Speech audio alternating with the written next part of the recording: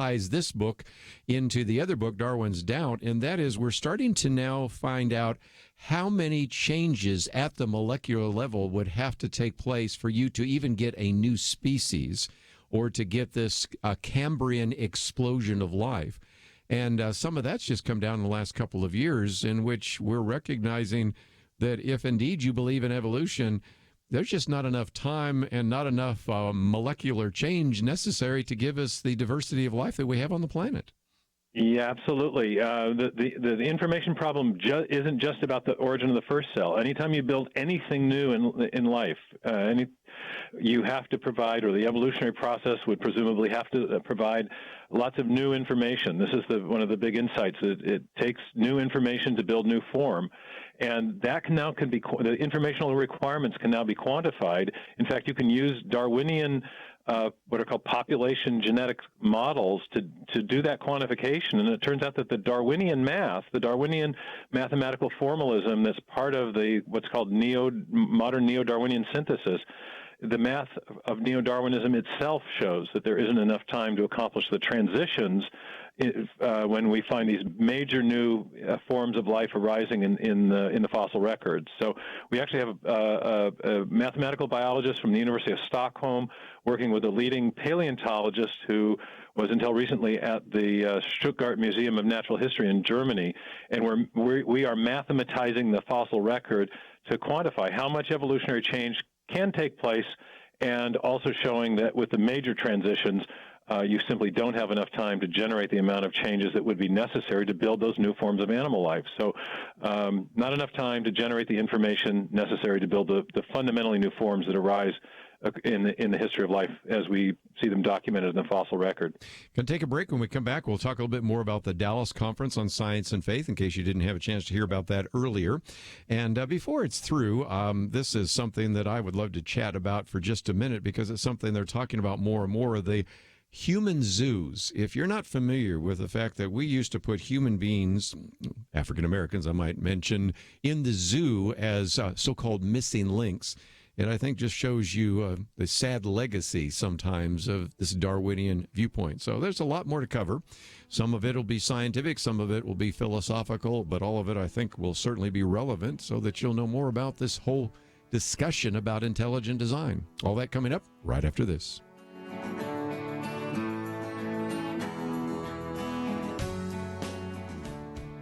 Here's some great news. If you missed the deadline to sign up for health insurance, or more importantly, if you sign up for a plan that you're just not happy with, you still have a choice. It's called Medi-Share, and Medi-Share is a Christian healthcare sharing program. It's been around for 25 years. They have more than 400,000 members now around the country.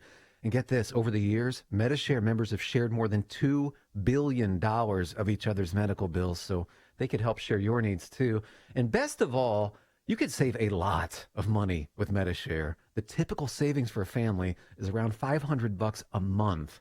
Your savings could be more or less, but think about what you could do with that extra money every month. So if you think you're stuck with a high-cost health plan that doesn't have much to offer, think again. You can join Medi-Share anytime, so call them today and check it out. There's no pressure. They're super easy to talk to. 855-90-BIBLE. That's 855-90-BIBLE. 855-90-BIBLE. It takes a team to win. Be part of Point of View's Truth Team and bring truth and healing to America. Go to pointofview.net/team, pointofview.net/team, and 800-347-5151. Point of View will continue after this.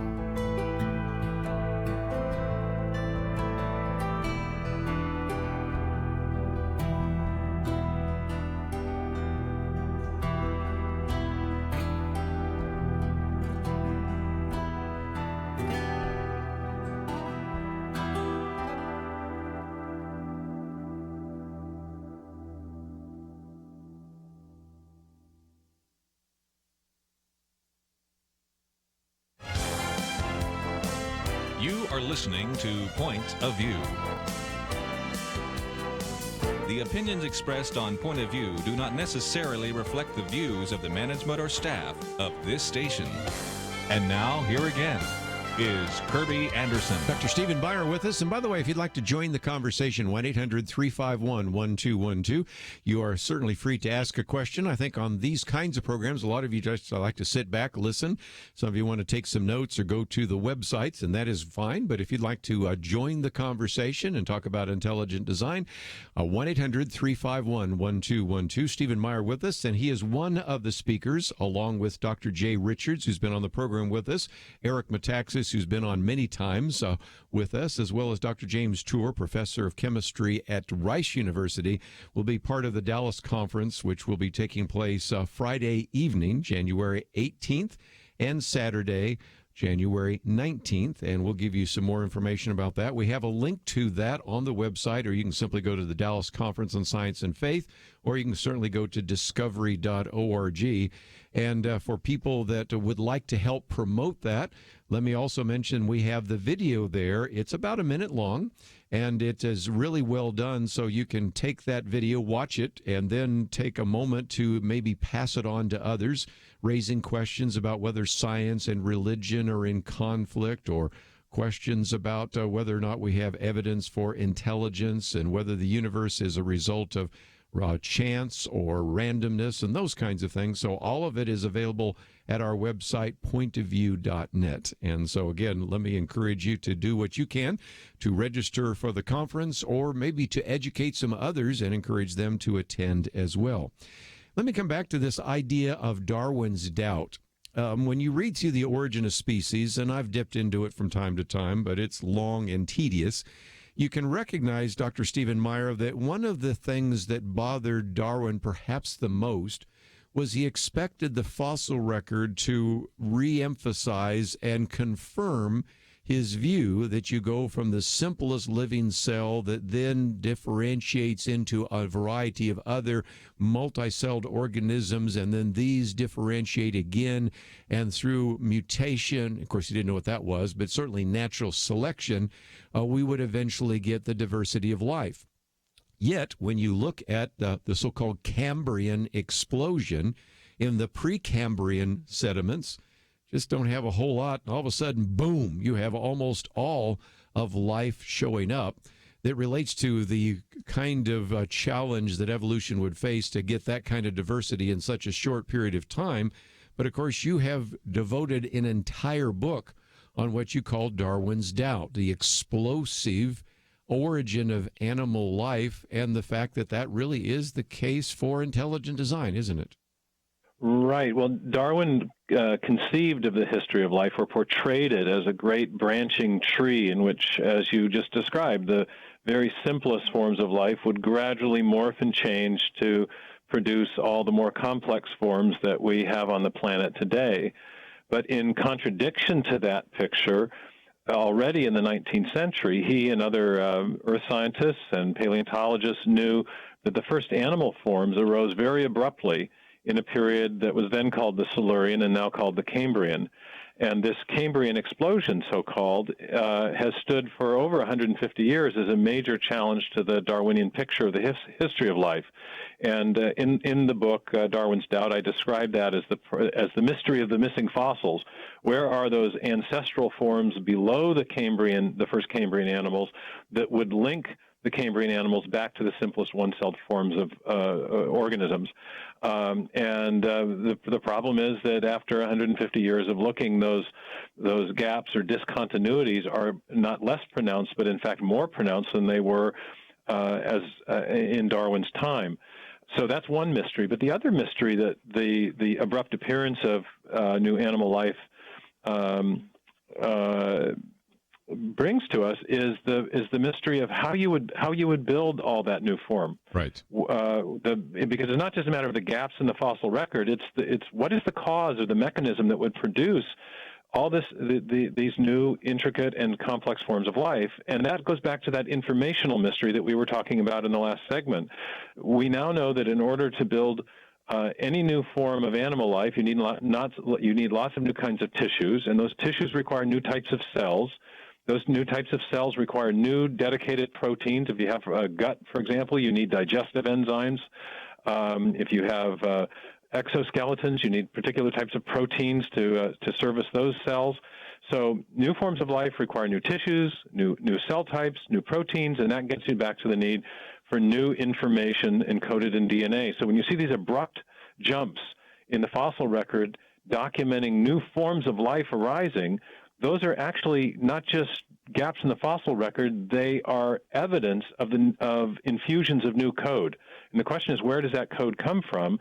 And back to what we were saying in the last segment, the only known cause of large discontinuous increases in the amount of information in a system that we know of, the only known cause of such information is intelligence. It's mind.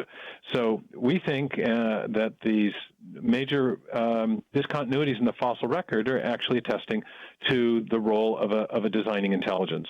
Well, and again, one of the things that you try to do in all of your books, but I'll just use Darwin's Doubt as an example, is that you then take them down, if you will, I'll use the metaphor of a hallway, and they say, oh, I know, it's maybe because the fossil record was imperfect. Of course, that was Darwin's example. And so you take them and you open up that door and you then show that there's no evidence there. And so you close that door and kind of lock it down. Then you go to another door that says, well, maybe there, and you start taking them through all of the possible explanations that possibly can happen. Or maybe that there was a longer period of evolution that wasn't showing up. And then you begin to answer those questions, and then you start taking them through some of the biochemistry. So part of the goal that you have there is to not only make the assertion, but then to look at every possible explanation that some of the brightest minds in evolution have tried to come up with, and show that those don't give us answers either, do they? That's a great metaphor. I think I'm going to use that in the future, the hallway, because my books are written at a level that educated lay people can absolutely understand them, and I try to explain the science that's necessary to understand the arguments so that people put the first rung on the ladder so that everybody can climb to the top. But they are very thorough, and I have had an enlightened editor at Harper One, my publisher, who realized that people like me making the case for intelligent design bear a big burden of proof, so he's allowed them to run longer than the average trade book, so we can deal with all those counter arguments. And I also use a method of reasoning known as inference to the best explanation. It's a standard method of reasoning in the historical sciences. But to make the case that your explanation is best, you have to look at the alternative. So that's kind of the MO of the books, but I like the hallway metaphor. I think I'll use that. Well, and it is, if you've ever been in a science classroom, and you have, and I have as well, sometimes they'll take you into a room and they'll do an experiment there, and it's kind of like you've opened the door, you show, okay, this was the explanation. Does it make any sense? No? Okay, let's close that door. And let's try something else. Yes, let's lock that door, because there's no reason going back into that door again, because we just knocked that one off of its shelf, and it doesn't have any explanation. So I thought that would be kind of a way to help people understand the way in which you kind of go about this, and the reason why it takes a while to answer some of those questions. And if nothing else, I just thought it would be helpful for people to kind of think how that is done. And I might just mention that as they go to discovery.org, they're going to see a lot more than just your books. Michael Denton, for example, has The Children of Light, and he's gotten us thinking about things about fire and light and all of the rest. But when I come back from the break, I do want to take on one of those, and that is the idea of human zoos, actually probably better titled Inhumane Zoos. And I know that this is available as well, and it's something which I think really is shocking to individuals. Now, we have talked about this, Boland, who's, again, my Charles Darwin idea shocking to a lot of people, and at a time when we're having a conversation about race and racism and some of those things, wanted you to know about that. Available also on the website, which is Discovery Institute. You can simply go to their website, discovery.org. Of course, you can go to our website, pointofview.net. And most importantly, I hope that you'll take the time to check out this Dallas Conference on Science and Faith, taking place January 18th and 19th at Park Cities Baptist Church. If you don't live in Dallas, I would encourage you to figure out a way to get here by then. And if you live here, all you need to do is sign up. So there's just some great resources. But I want to talk a little bit about Human zoos. It'll shock you, and we'll come back with that right after this.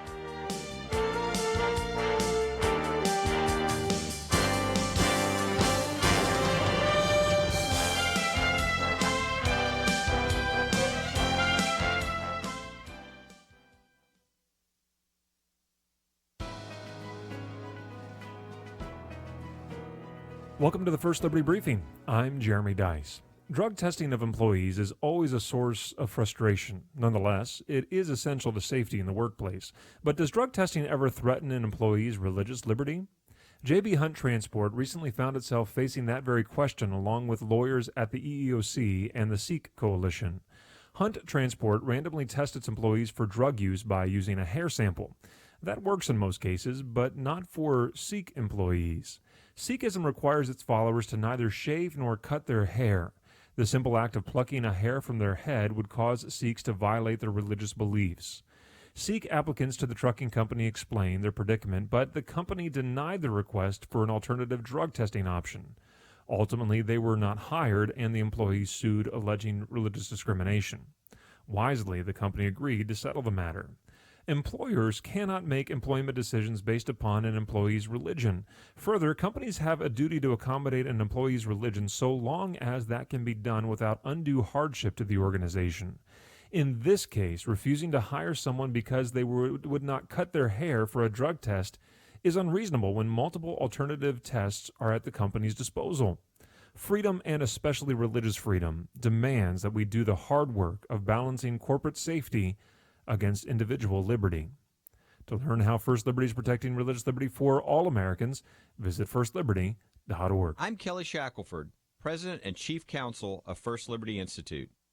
Let me ask you, what if America's best attorneys from the very top law firms got together to defend religious freedom in court? That's exactly what's happening at First Liberty. And the best news?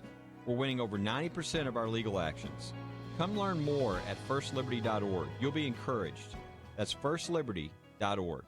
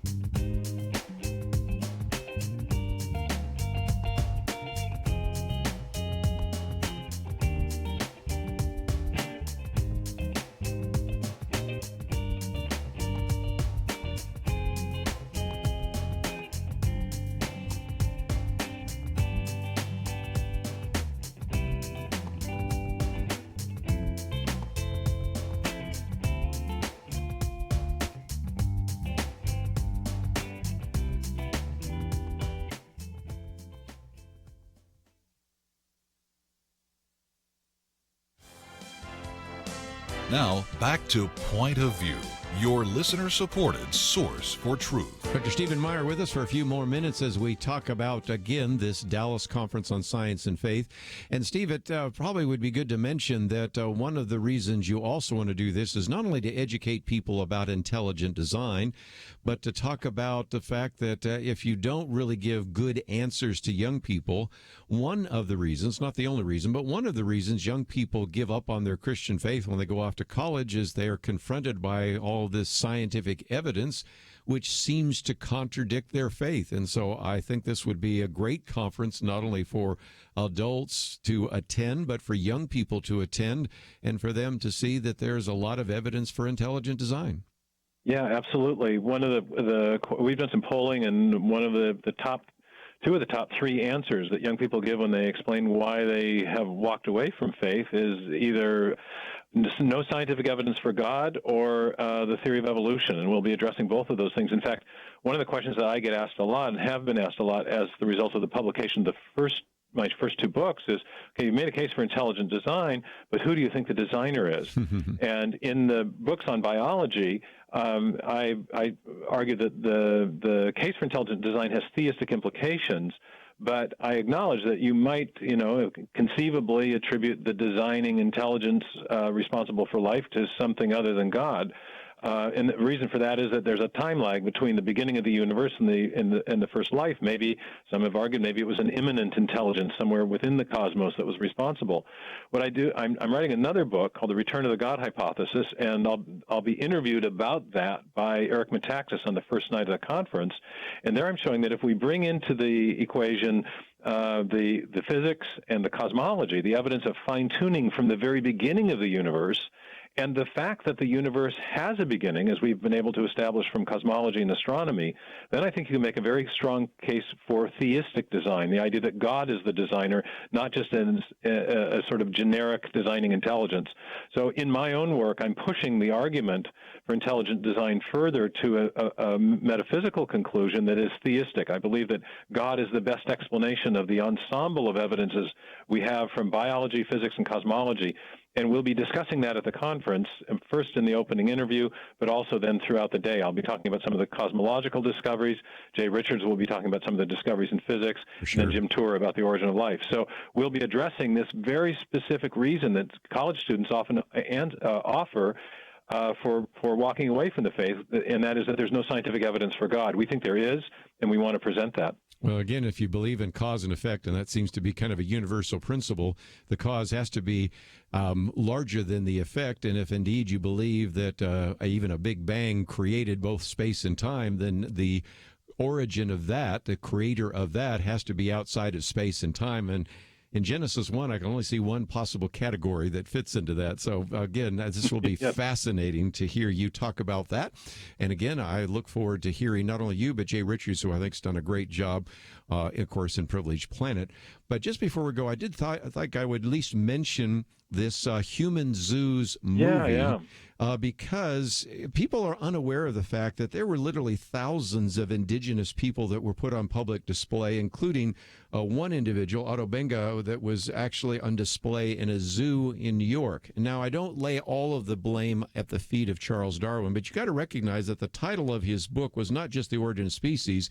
It was on the origin of species by means of natural selection or the preservation of favored races in the struggle for life. And so maybe not so much Darwin, but the followers of Darwin began to say, well, certain races are more favored than others. And you actually had people put on display in zoos that were either Aborigines or Africans that were seen as missing links. And that's a part of our history that has been expunged. And I'm so grateful that Discovery Institute said, no, that's part of our history. And some of it comes from this idea of Darwinism. Yeah, absolutely. It's alas, a sad chapter in the history of ideas, but it shows that ideas have consequences. And, Darwin did apply this notion of gradual evolution to the human races as well in his second book, The Descent of Man. So he's not entirely lacking culpability in this. It was, but in particular, his German advocates, Ernst Haeckel and others, picked this up and ran with it, and it ended up having quite a significant impact on the formation of National Socialism. In a previous film, John West, my associate director and one of our senior fellows, is also the film producer for this movie, Human Zoos. He also did an excellent film called The Biology of the Second Reich, showing that these racist ideas had already penetrated the German elites by the time of the First World War, and it was one of the reasons that people weren't more aghast at the horrible carnage at the front, because many of the elite intellectuals and people in the military thought that this was a way of purifying the races, having this kind of struggle for survival. So Darwinian ideas have had a fairly malignant effect culturally. And that isn't to say that they're wrong scientifically. We critique them scientifically on entirely separate grounds, but I think it's important to understand the connection between ideas. And John West's two films, Human Zoos and The Biology of the Second Reich, do an excellent job of that, and both are award-winning at several film festivals. So they're short, about 14, 15 minutes each, but they're very informative, and I do recommend them. Well, again, we have links on that to the website as well. But the most important link that we want to talk about today is, again, this Dallas Conference on Science and Faith takes place at Park Cities Baptist Church. If you can't attend, we'll let you know a little bit later how you can find out some of the information that was shared there. And I can't wait till Stephen Meyer's book comes out. Then we'll do the interview right here on the program and learn a little bit more about the God hypothesis. And, of course, always look forward to hearing from people like Jay Richards and Eric Metaxas and others who will be speaking at the conference, and introducing to you James Tour, who I think very highly of as well. So just some great resources, all available at our website, pointofview.net, or you can go directly to discovery.org. Stephen Meyer's always fun to have you on the program, so thank you for joining us today here on Point of View. Absolutely. Thanks for having me on and giving the conference a push. It's going to be really exciting. Looking forward to it. Well, that's all we have for today. As we wind it down, let me just real quickly talk about some of the resources that we have posted on the website here for you today. You can go to pointofview.net and find out some of the material that we have talked about over the last couple of hours, so that is certainly going to be helpful to you. And as you go to the website, I hope that you will also maybe consider watching this again or listening. You might have wanted to pick up a couple of great pieces of information there. Of course, my Viewpoints commentary is there as well, and so I hope that if you aren't already receiving it on your inbox, you click on that red button that says sign up. That will be helpful as well. And most importantly, I would at least like to mention again that we're going to be having a trip to Israel, and that will be taking place in October. So you might say, well, I'll get to it back then. We've had such an incredible response just even over the last couple of days, and because of the fact that we're only going to be on 2 buses, I would have to say that if you really do want to participate with us in October, first of all, you probably need to go to the website, click on that button that says Take Action, go to Israel with Kerby Anderson, and find out a little bit more, and then at least put your deposit down so you can say, hey, save a spot on the bus and in the hotel rooms for us, because we will be going to both Israel and to Rome. You can go just to Israel or Israel and Rome, so I'll let you make that choice. But again, those are resources that are available on the website. And as we go to the website, don't forget that as we are in the midst of our new year, we certainly do still need your financial support. So if you can help us out, click on that button that says donate, and that's a way in which you can support this ministry. We would greatly appreciate it. And as we start this new year, I hope some of you might really consider joining with us on the Truth Team for as little as $1 a day, $30 a month, $360 a year. You can come in at that level or even at higher levels, and there's some tremendous benefits to you in supporting this ministry. That's all we have for right now. Let's, if we can, take a break. And when we come back, we have our roundtable. Kelly Shakelford, Keisha Russell will be with us. And this is an opportunity to look at a number of important issues. And, of course, we welcome your phone calls, 1-800-351-1212. We'll be back right after this. The leader looked around the table, motioning to the older men. He said, "You're here to remind us how faithful God has been in the past. Now, you middle-aged guys, you keep us focused on what God is doing right now. Make sure we don't stop. And you younger guys, keep us looking forward. Imagine what God wants us to be doing in the years to come." There's a lot of wisdom there. We have to be thankful for the past, focused on the present, and mindful to plan for a great future. Many listeners have made bold moves to partner with Point of View Radio and accomplish great things for more than 45 years. But as we look around, we do see many positive things, and I think we can all admit there's a lot more to be done. It's time to think about your next bold move, what you can do to invest for our nation's future. Be thinking about that. If you have an answer now, don't wait. Make your next bold move now. Give online at pointofview.net or call 800-347-5151. It's our future. The time is now. Pointofview.net and 1-800-347-5151. Point of View will continue after this.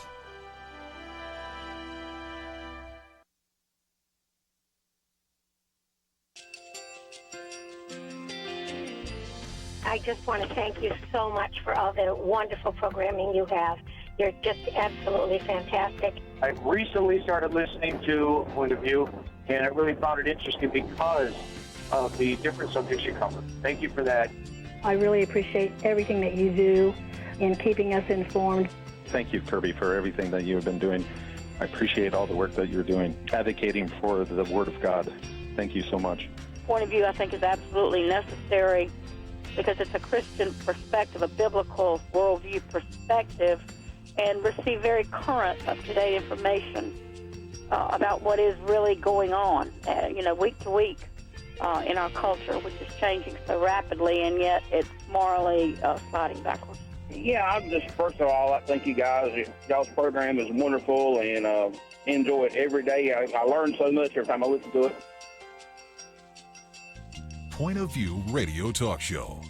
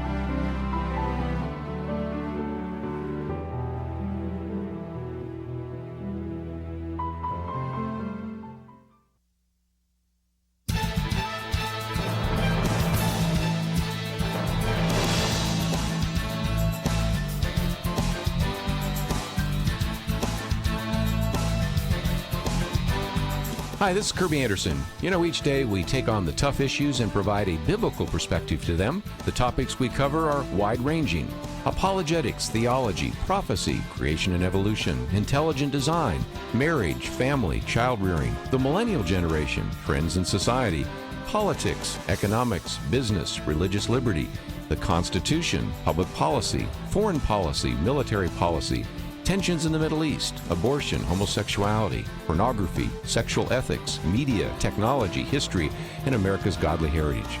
We talk about anything that affects your faith, your family, or your freedom. So don't go anywhere, because Point of View starts right now.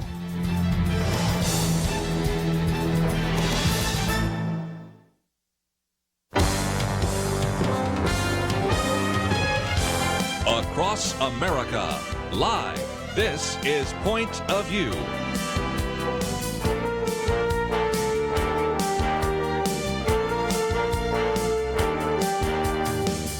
And now, Kerby Anderson. Thank you for joining me today. It is our weekend edition Around the Round Table. We have, of course, Kelly Shakelford, who is the head of First Liberty Institute. Keisha Russell with us as well, Associate Counsel for First Liberty, and it's going to be quite a day in which we are going to focus on a number of issues. I always like to talk about religious liberty issues, and I am convinced that Kelly keeps trying to prank me, because every time he sends me one of these, I'm going, this has got to be made up. But this piece that we've posted here is from Todd Starnes, and of course everybody can validate that. Once again, Kelly, we have something that just causes you to shake your head and say, "This, you have to be making this up," but sadly we're not. Nope. Freedom from Religion Foundation, which, for those who don't know what it is, that's an atheist group who thinks that the country would be better if there were no religion. And they have threatened Camden County, Missouri, because they have a really unbelievably offensive picture. You say, well, what is this unbelievably offensive picture? It must be like pornography or something.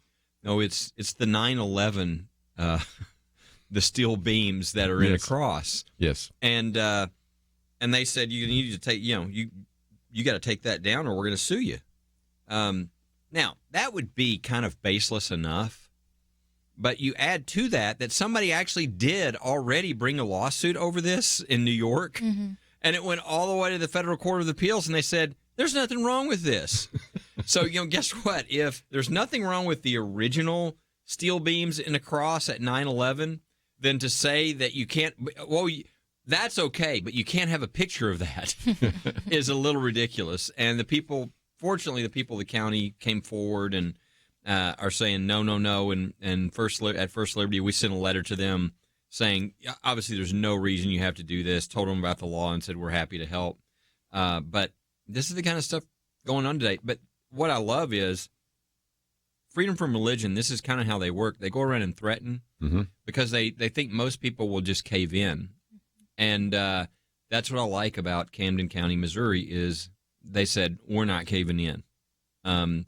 And if you do what they want to do, eventually we'll be a country with no religious heritage, no religious imagery. We won't be the United States of America. We would be something different. So it's important that everybody in their community refuse to cave to this type of thing, or else we'll all lose our religious freedom and our religious heritage. Again, they packed into a courtroom on Tuesday, and let me just read one quote that's in the article. It's on the website there, and of course, you can also find some of the material at First Liberty, of course. I love one of the residents said, even if a federal judge should say we're wrong, and even if a federal judge should say that we should remove it, the sheriff of this county and the people of this county should ensure that this painting is never removed, no matter what the judge says. And so those are the kind of people you like to represent every once in a while, right? Yeah, people that are willing to.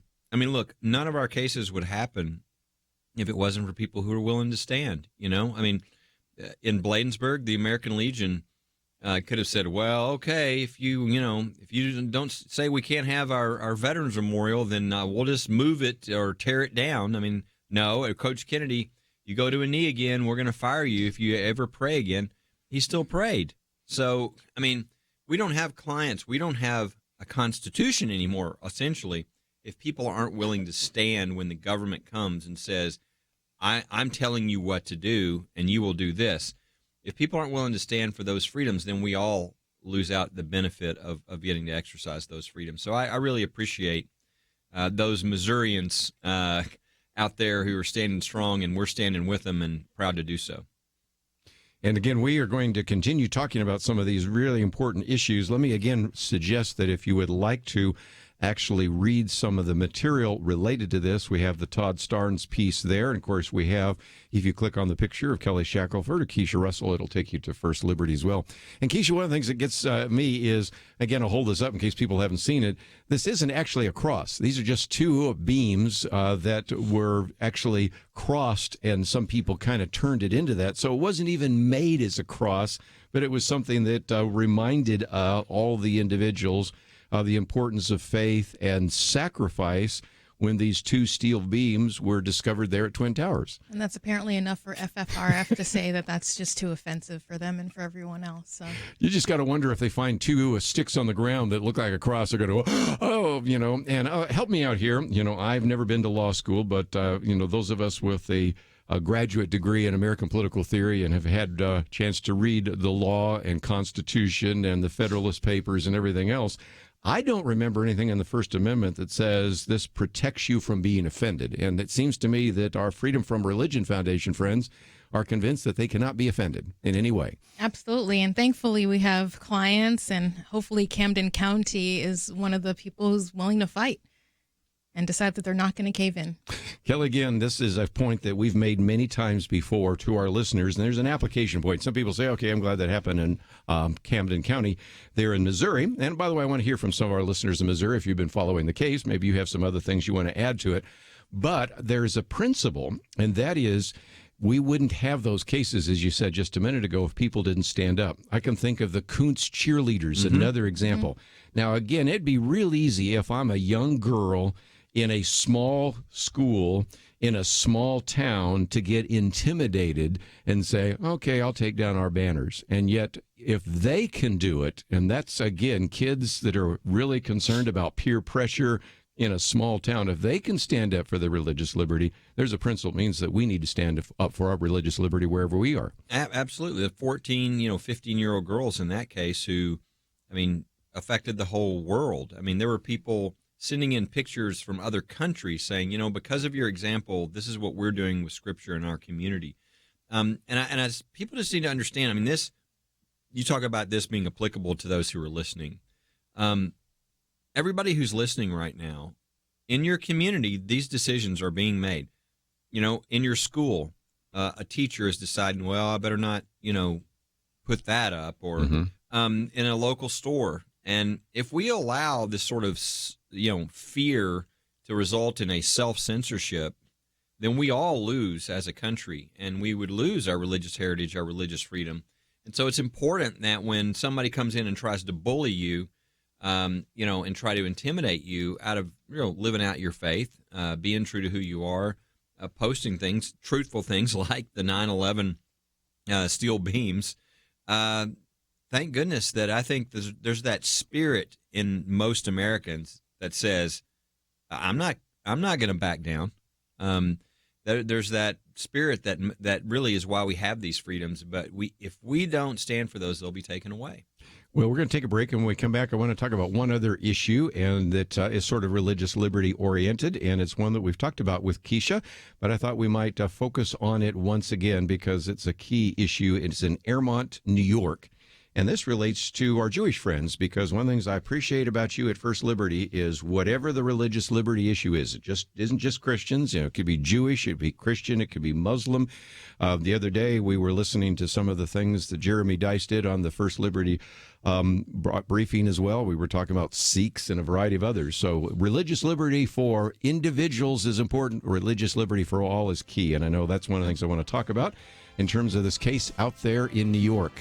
Kind of anti-Semitic, but we'll get into that right after these important messages.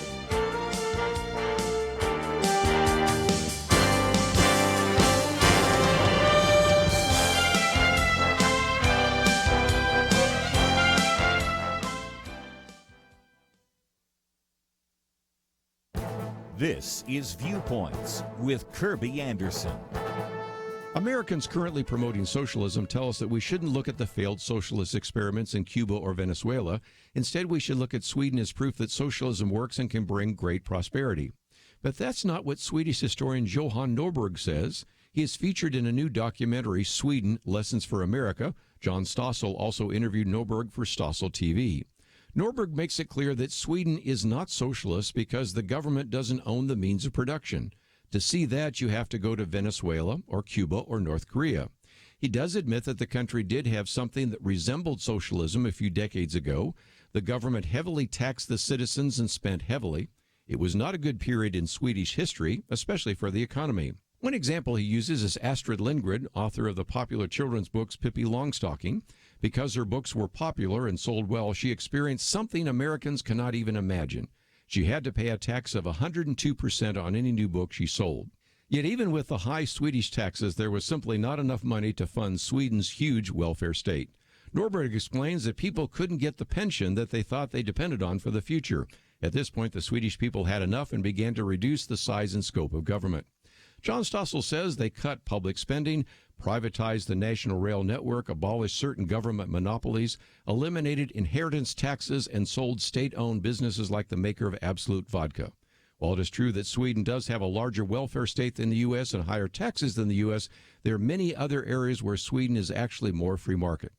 Sweden isn't socialist and is actually a good example of why a country doesn't want to implement socialism. I'm Kerby Anderson, and that's my point of view. Take Kerby and the Point of View team with you on the go with the Point of View app. Search for Point of View Radio at the Apple or Google Play stores.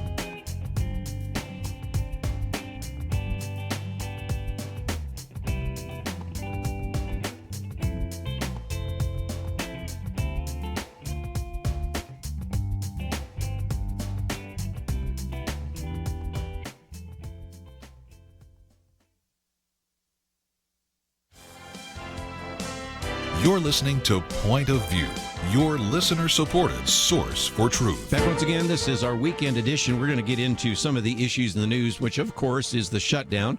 By Saturday, it'll be the longest shutdown in history. And, of course, the border. The president was at the border, so we'll talk about that. We also want to talk about some of these judicial nominations. Matter of fact, an update on one of those that we will talk about in just a minute that appeared in National Review. And also there was one in Morning Consult about the impact that some of this might have on some of the Senate races. And Kelly wants to talk about those. And as I've mentioned before, if you go to First Liberty, click on Resources, then click on Nominations, and then you can get an update on that. We'll talk about more of that in just a minute. But before we do that, Keisha, I want to talk about a case that you've been involved with, and you're quoted in this particular news release.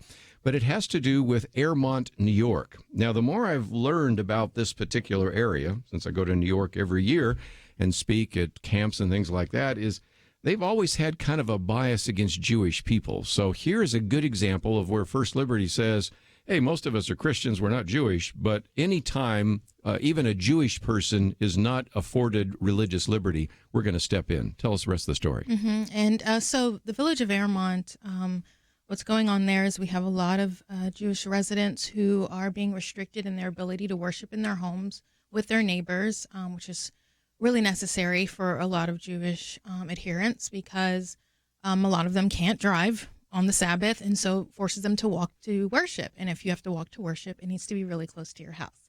And so we have a lot of our clients who, invite people into their homes, these rabbis, to worship, and the village requires approval for that. Now, this approval process is very expensive, very arduous, very long, and in our opinion, just completely not necessary.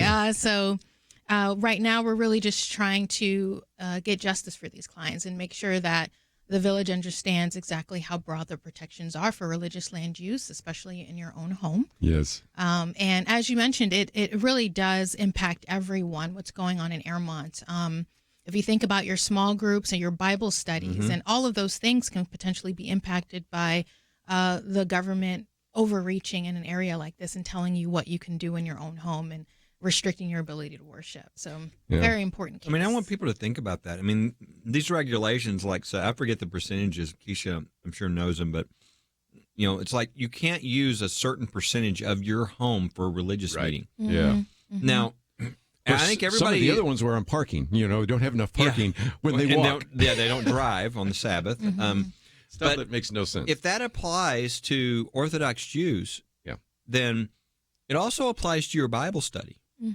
And so, absolutely, think about that. I mean, the idea that you have to justify to the government that you're having a religious meeting in your home and you're not using too much of your home for the religious meeting. I mean, I mean, you feel like you're in some sort of Twilight Zone movie or something. I thought I was in the United States of America. Right. No. You were in Airmont, New York. So this is what we're having to fight. They're doing another case that we're doing up there is with a Jewish school. That's right. Central ETA, right. Yeah, so I meant to ask you about that. Go ahead. So that school has 22 acres of property, and the village of Airmont is trying to restrict them to 167 students on 22 acres of property. Right. So you have meanwhile, next door there's like a public school, right? That's right. Right across the street, there's a public school that has way more than 167 students on a very smaller and a much smaller plot of land. Right. So it's it's really difficult to look at it as anything other than discrimination against this particular Jewish community. So. Let me suggest a couple of things. You may have some Jewish friends that really don't maybe listen to Point of View, or they don't really even understand why we're even talking about religious liberty issues. And maybe they saw the case of the baker in Colorado, or now the bakers in Oregon. The case might go to the Supreme Court, and they may not really understand all that. We have this press release. It's 2 pages, and Keisha's quoted as well as a couple of others. Hiram, I think, is quoted there as well.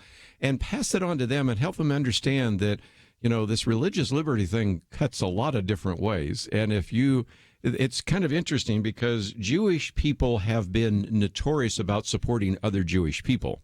Dennis Prager's been on this program many times, and he said, I oftentimes wondered, where were the Christians at a time when I was a kid and I was standing up for Soviet Jews, and I knew that not only were Jews being persecuted, but Christians. And I was like, where are the Christians out there supporting the Christians that are being persecuted in the Soviet Union?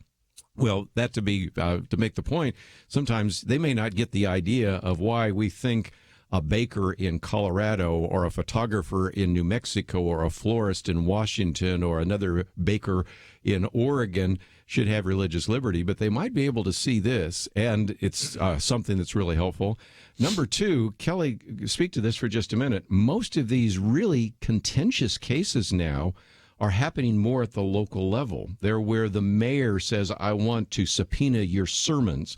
It's where a city council says, we're not going to allow you to have a church facility there because you don't have enough parking or something of that nature. And so this is why sometimes we pay attention to the president, maybe the United States senator, the member of Congress. We need to start paying attention to the city council and mayors too, don't we? Well, yeah, and the reason is that one precedent can set things for the whole country, and that's why you talked about earlier.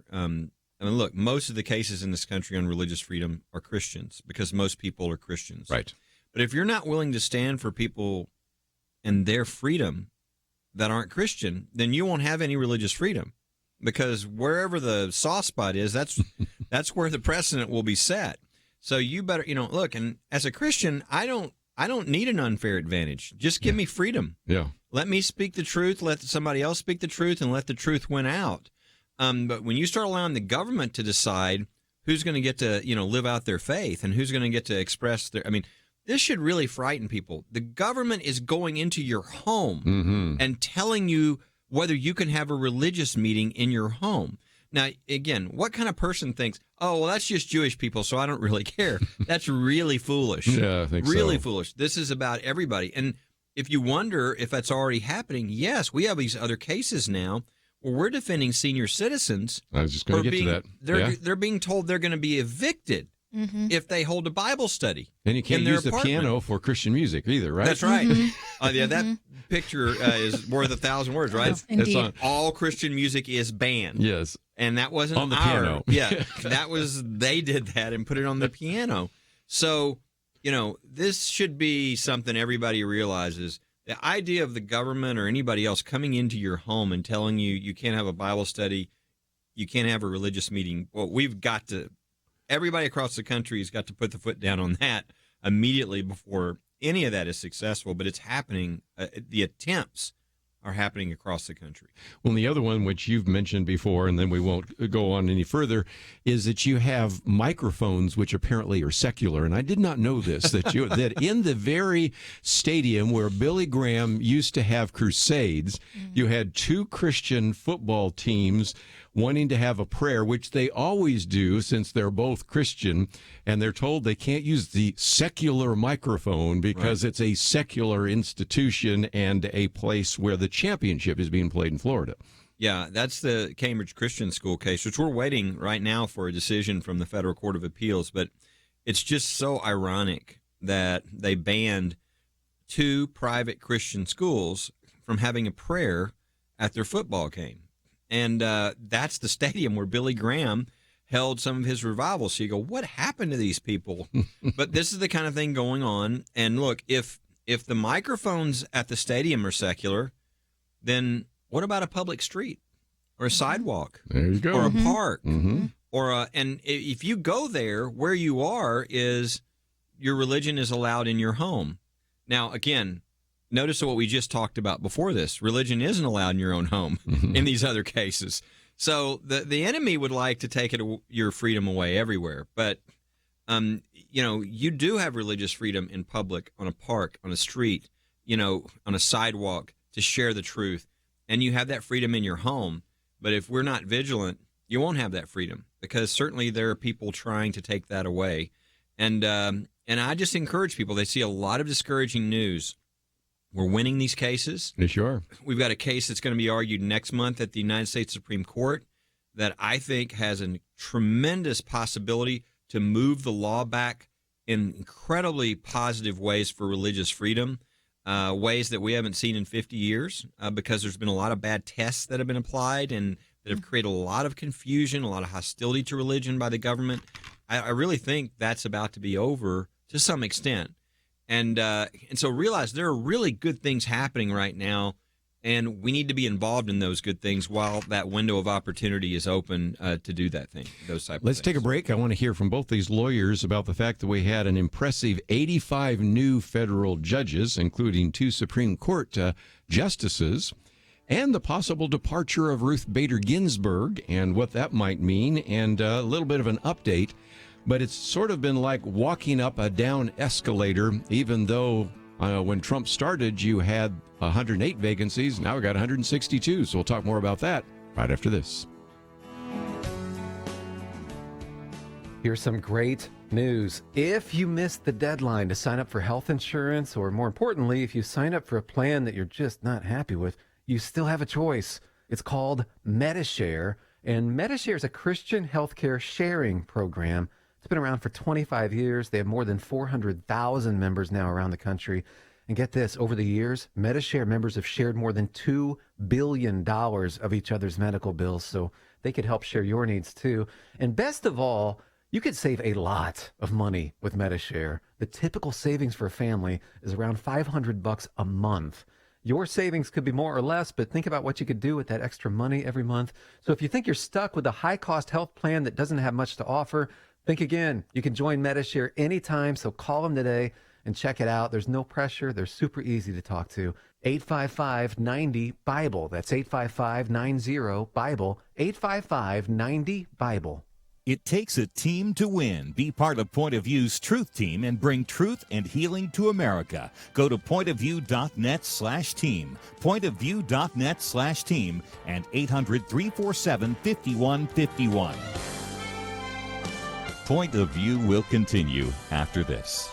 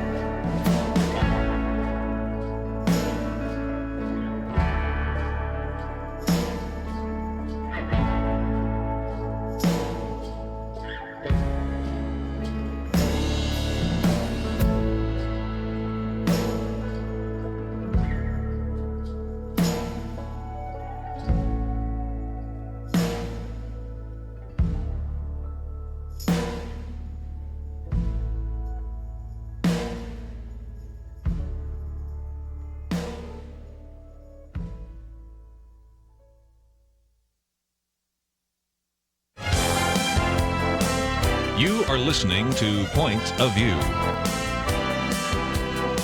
The opinions expressed on Point of View do not necessarily reflect the views of the management or staff of this station. And now, here again is Kerby Anderson. Weekend edition. If you'd like to join our conversation, 1-800-351-1212. We've talked about religious liberty, and we will get to the shutdown, which, of course, is now probably, because of the fact the shutdown will continue through the weekend, will be the longest one in our history.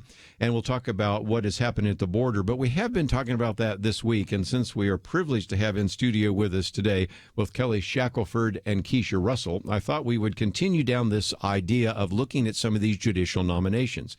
We finished 2018, and the 115th Congress confirmed an impressive 85 new federal judges. That includes 2 Supreme Court judges, or justices, I should say, and actually broke a record with 30 Circuit Court judges. So that's all good. But I love this line. Thanks to Senator Jeff Flake's hold on the end of 2018.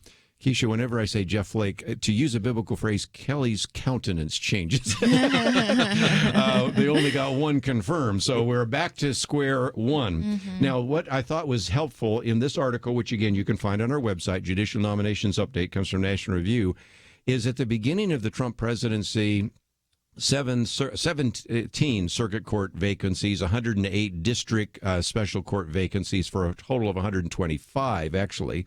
Now we have 162 vacancies with 15 circuit court vacancies, 147 district court vacancies. And the example I use is if you've ever seen a kid that's trying to run or walk up a down escalator, he actually sometimes loses ground. And so even with setting a record, Kelly, we actually have more vacancies than when Donald Trump took over. And I think that's probably due to some slow walking from the Democrats. What's your thought? Yeah, it's what's happening is you get somebody, they're nominated by the president, and this is not just judges. This is all of his appointments. And there is a rule where in the Senate you can require 30 hours of debate. That's supposed to be if you have a problem with somebody, et cetera. But and if you look at the numbers, it's like, I don't know, I think it was used 12 times in the past president, and it was used like 150 times, last year or the year before. The Democrats are using it on everybody. And so it's just a 30 hours of debate over and over again for everybody, clogging it up so that the president can't get any, his nominees through. This is really, I'm a real believer. And I don't care what party, whatever, this should never happen. The president is elected by the people to do a job. He should be able to pick his cabinet and his people to do that job. And you should even and we've always taken this approach in the past, give the president his people. In other words, I know let's say I'm in the other party and I'm in the Senate, and I say, my job is to give advice and consent. That means I confirm the president's nominees, even though they're a different philosophy than me, as long as they're not outside of the bounds, as long as they're not, a criminal or something, serious where I go, I'm not going to confirm that person. Otherwise, you give the president his people. You say, you do what you say you're going to do with your philosophy. Let's see if you can do it.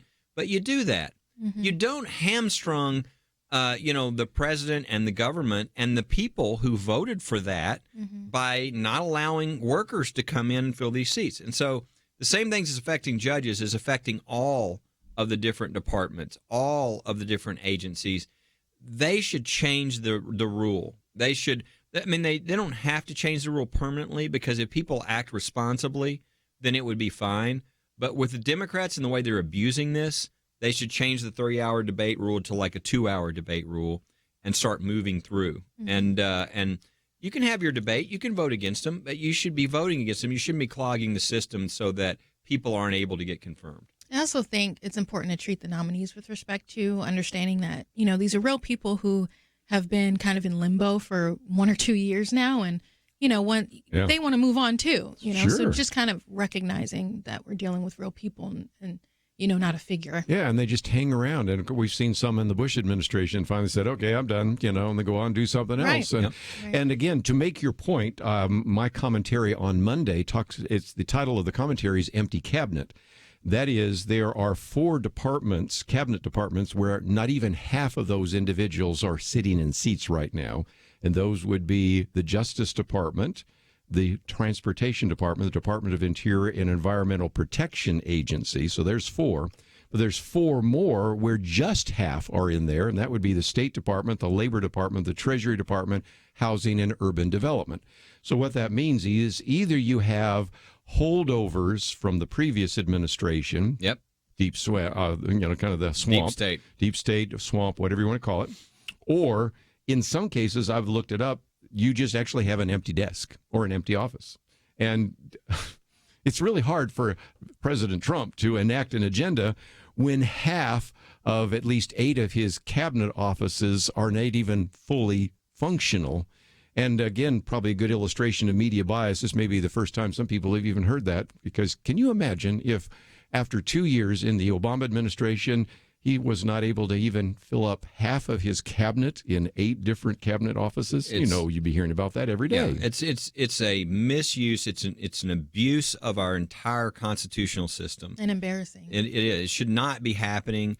Now, on judges, what they did, what the president did is since there was a delay going on through the Senate, they prioritized the higher levels. So the 2 Supreme Court and the most Federal Court of Appeals judges ever confirmed. So that's the 30. But the problem is all the district court, there's just a huge backlog of the district court judges.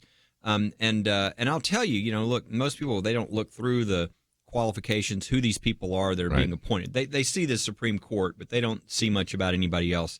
This is the best crop of judges we have ever appointed. I mean, these are really sharp people who are committed. They're not political. In the past, there was a lot of the political. Well, I helped you get president, and my brother's a lawyer. And that's not what's happening now. They're picking people based upon them having a proper judicial approach, which means it's not about what they want. It's about submitting to the law, the Constitution, and using a proper analysis to follow the original meaning. And if politicians want to change it, they can change it. But judges aren't supposed to be changing, the law. And it's also the youngest ever appointed, the youngest crop ever appointed. So they're going to be there we're going to have these really great judges, and they're going to be there a long time to issue these opinions. And I know you, Kerby, have been reading some of their opinions and enjoying. I think of Jim Ho and some of the others. He's as fun to read as Scalia. And he's so true to a proper judicial I've never philosophy. seen a judge write that way before. I don't know about you, but there's a sense in which he feels free or something. I don't know, but it's great. And so, great to read but those we've guys. we now have like 150 some odd judges that we're waiting to get on the court. But here's the good news to people. It was 51-49 last time. So you lose 1 vote, you got a problem. You got Flake doing weird things, and he shuts down at the end maybe 40 more judges that would have gotten through before the end of the year. But now it's 53-47. And it's not just 53-47. It's a different 53. In other words, it's a more conservative 53. Right. So there is no Flake. Well, who's there instead of Flake? There's Josh Hawley, for instance, from Missouri. Who's a conservative legal. I mean, he's not going to be doing that type of thing. North Dakota, Indiana, Missouri, some good people. I mean, Tennessee, even Corker to Marsha Blackburn. I mean, and so you could even take Collins and Murkowski, who were the 2 that were troubling on Kavanaugh. They could vote against everybody, and still you can even lose another one after them, and still get the judge through. So I think you'll be able to move these judges through. The only thing is they're going to have to do something about this delay tactic. And, McConnell's thinking about that. The question is, are they going to do something about it? Are they going to allow this, a lot of good people that could be serving our country, are they going to allow this to be delayed? And I think the article's correct that they really do need to do something about it. First of all, this article from National Review is on there, but also another one which was by the editorial board, and it illustrates one other point while we go to a break, and that is the Attorney General that is up. His name is Bill Barr. Now, this is a man that has got a lot of qualifications, not the least of which is he's already served as the Attorney General with distinction under Bush, and yet you have the Minority Leader, Chuck Schumer, demanding that he withdraw that nomination. And then you have other individuals, as you can read in the article, like Mark Greenblatt, who is the inspector general, or supposed to be for the XM Bank. But the bottom line is he's just waiting around, kind of like what Keisha was talking about there. So the bottom line is that they are slow walking most of these qualified individuals, Everyone. people that you would think would be qualified.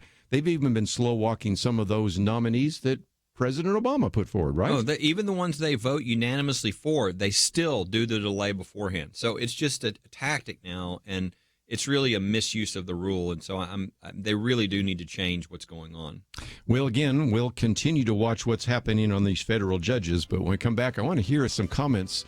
What if we have a third Supreme Court justice nomination battle? That one would be pretty significant. Let's talk about that right after this.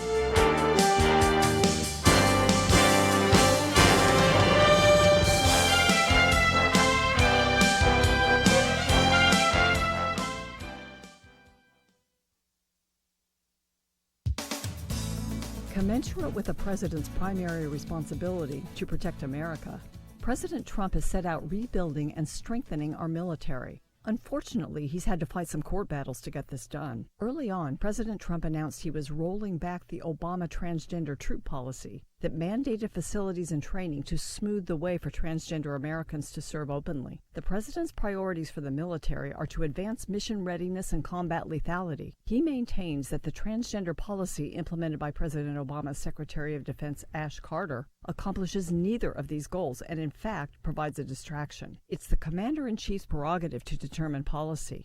Plaintiffs accused the White House of bigotry against transgenders. Several courts blocked President Trump's rollback from taking effect. President Trump then tasked Secretary of Defense James Mattis with studying the issue, including the effects on the military from the Obama-Carter policy. The study found there are real problems with admitting people who are confused about their gender identity into the military. The problems and expenses are compounded when personnel seek medical treatment, including surgery. Secretary Mattis came up with an implementation plan for President Trump's policy that would allow transgenders to serve only if they do so in their biological sex. Meanwhile, the Justice Department did a good job defending the president's powers as commander-in-chief. And in recent days, a 3-judge panel for the U.S. Court of Appeals for the D.C. Circuit overturned the lower court's injunctions against implementation of the Mattis plan, stating the administration had done due diligence in its research. Family Research Council points out this isn't a question of fairness, it's a question of fitness. There is no right to serve in the military. There are hundreds of conditions and physical limitations that disqualify people from military service. The Commander-in-Chief has the power to determine military policy, and the D.C. Circuit rightly affirmed that. For Point of View, I'm Penna Dexter.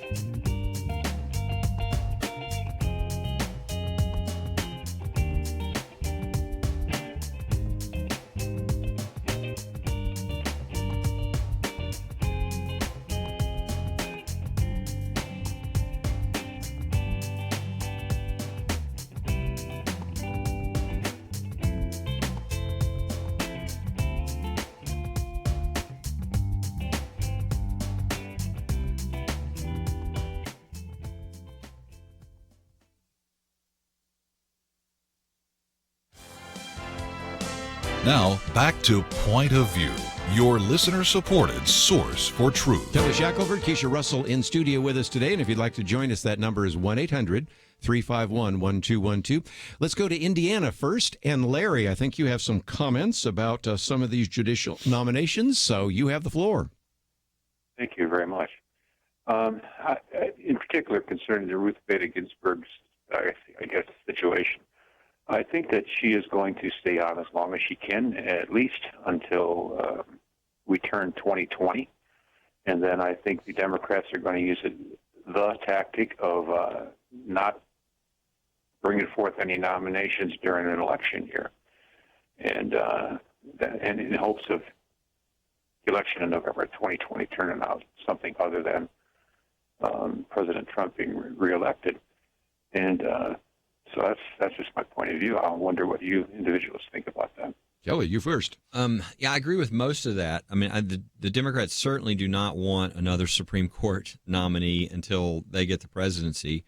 And I think Ginsburg is going to hold out. I mean, she said she's going to hold out as long as she can until. I mean, I think she said until she's 90 at least. Following the Stevens. Yes. But Paul Stevens. I think the point everybody realizes now is she's not in control of that. God is, and we pray for her good health and that nothing happens to her. But she's had a lot of issues. She's is she 86 or 87? I know she's getting close to 87. Anyway, she's had cancer, and obviously she had 2 lumps taken out, and she's for the first time now. You think of all she's been through with with the colon cancer she had and everything else. She has never missed an argument, and she has now missed an entire week of arguments. That's right. Yeah, that's the first time in her life, and that's why there's these articles where saying that they're preparing because we just don't know. But I mean, she might not be with us, and if so, and that happens, then that would happen. This year it could. Now, what Larry was saying, the part that I wouldn't necessarily agree with is. The Democrats would argue what he's saying, but I don't think it would work. If you got into the last year, so let's say it wasn't 2019, it was 2020. So it was an election year for the president when we have an election in that November. The Democrats would say, look what happened with Scalia. The Republicans said they weren't going to take up anybody. Merrick Garland, yeah. That's not really what they said. What McConnell said, if you watched what he said, he said, we've never had, when you have a president of one party and the Senate is controlled by another party, we don't take up in the last year.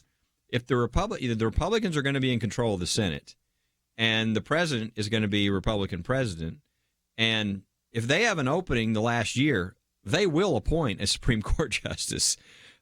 So while the Democrats will scream and all that if that were to happen, they're not going to not do that. The argument that was made there is when you have a divided Senate and president and you're in the last year, you say, okay, well, we'll just we'll stop this process for now, and you can make that decision in the presidency. But the president, the president would definitely, I think, appoint if it happened in 2020, early in the year, and that person, they would go through a process. And again, it's majority vote because of what the Democrats did to take away the Harry Reid thing, which I think was a huge mistake. And McConnell said when it happens, you're going to regret this. And I think they probably do because they've already had 2 justices on the court, and there might be another one. They might just mention she's 85 and would be 86 in March. Okay, 86. So that helps you a little bit.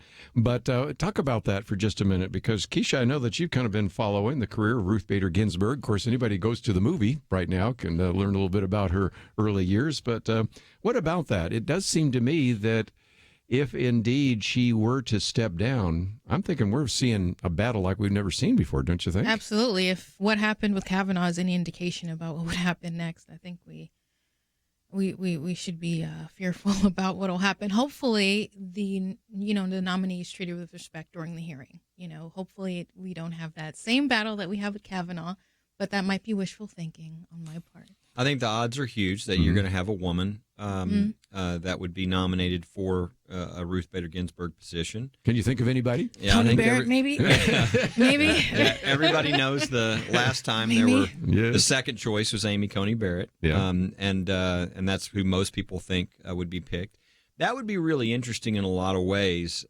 She's obviously a strong Catholic, and so she's considered more conservative, maybe even than Kavanaugh. Probably. And so they wouldn't like that. And but the interesting thing about her is that when she was first going through her hearing to be a federal judge, you had the Democrats, 2 of the Democrats on the Judiciary Committee actually attack her because of her faith. And they ended up Feinstein in particular. Yeah. And everybody, I think, speaks remembers loudly and all that. your dogma. Your dogma, I'm very concerned about you because your dogma lives loudly within you. And boy, the backlash on that was pretty heavy. So if she were Bernie to be Sanders. nominated and they attacked her, almost everything they would attack her for would be things that Catholics believe in, life and these types of things. And so it would be a real kind of sensitive it would be fascinating to watch how that would be done. And I don't think we'd hear anything about harassment anyway. That's right. Other than they would be harassing her. But And here's the interesting thing, just as we go to a break here for just a minute, most of the members of the Supreme Court right now are Catholic, but some of them believe Catholic belief and some of them reject it. But most of the members of the Supreme Court right now are Catholic. So to take on just that you're Catholic also doesn't work, because you say, well, we've got all these other Catholics on. And of course, the point is whether you believe what the Catholic Church teaches or do not on issues like abortion and a variety of other issues. But the thing that would be different is, and I think people realize this, but the Scalia seat being replaced by Gorsuch was a conservative for a conservative. Right. The Kennedy seat, which was replaced by Kavanaugh, was a conservative for a guy who was going back and forth. It's kind of the middle, decider. Now we're talking about a liberal. I mean, if it was Ginsburg, a person who worked at the ACLU, who was in charge of the ACLU in New York, you don't get any more left, right? That's right. And replacing them with a Trump-picked conservative, that's why the fireworks. But at the same time, there might be plenty of emotion. I don't know there could be more than in Kavanaugh. It's hard to imagine. But it doesn't really matter that if you look at the votes, it's still a majority vote, and it would even be easier for the Republicans, because instead of 51-49, it would now be 53-47. They have a lot of room, and this is a rare thing, but this is the only thing I can remember. Maybe you remember something else, Kerby, but it's the only thing I can remember that totally unites Republicans, both establishment Republicans, or the more moderate Republicans, and the more conservative Republicans. This is the thing that actually they all can agree upon, which is kind of a rare thing. It certainly is. And I might just mention that article that you recommended, and it's on our website, Key Players in Kavanaugh Confirmation Fight Reap Benefits from the Base. So talking about Lindsey Graham, Susan Collins, and Mitch McConnell, and even though all three of them are Republican, there's a real variation, if you will, between those, and yet all of them have benefited. Again, you can see that article, but you can see their popularity among Republicans, whether they're establishment Republicans or Tea Party Republicans, whether they're moderate Republicans or conservative Republicans, and that has been a uniting factor. So we spent a fair amount of time talking about judges and everything. We come back, we do have a shutdown, and we do have a border controversy, and I would have to say a border crisis. So we have a lot more to cover. So again, if you'd like some more information about some of the things we've been talking about, we've posted all sorts of articles today on the website, pointofview.net. And of course, we have a link to firstliberty.org. And if you want to follow some of those nominations, go to First Liberty, click Resources, then click Nominations, and you can follow some of those as well. We'll take a break. We have a lot more to cover. We'll do that right after this.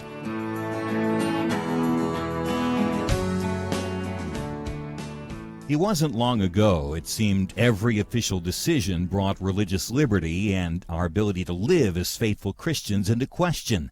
Some of us wondered how long it would be before we were literally forced to choose between obeying God or men. That pressure seems to have subsided just a bit, and now is the time not to take a breath, but to work as hard as we can for the future of our nation. Thanks to you, Point of View is doing just that. And our special thanks to those who have become members of Truth Team 360. In football, 22 guys battle it out on the field while 40 or 60,000 watch in the stands, and perhaps hundreds of thousands more watch on television. We need a special few to get out of the seats and into the game. Join today by calling 1-800-347-5151 and ask to join the Truth Team, or visit us online at pointofview.net/team. We really do need you. The nation needs you. 800-347-5151 and pointofview.net/team. Point of View will continue after this.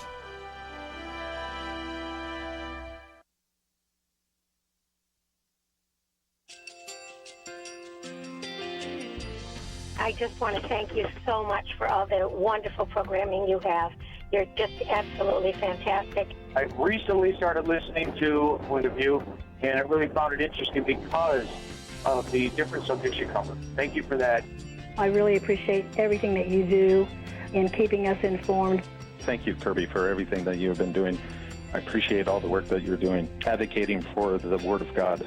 Thank you so much.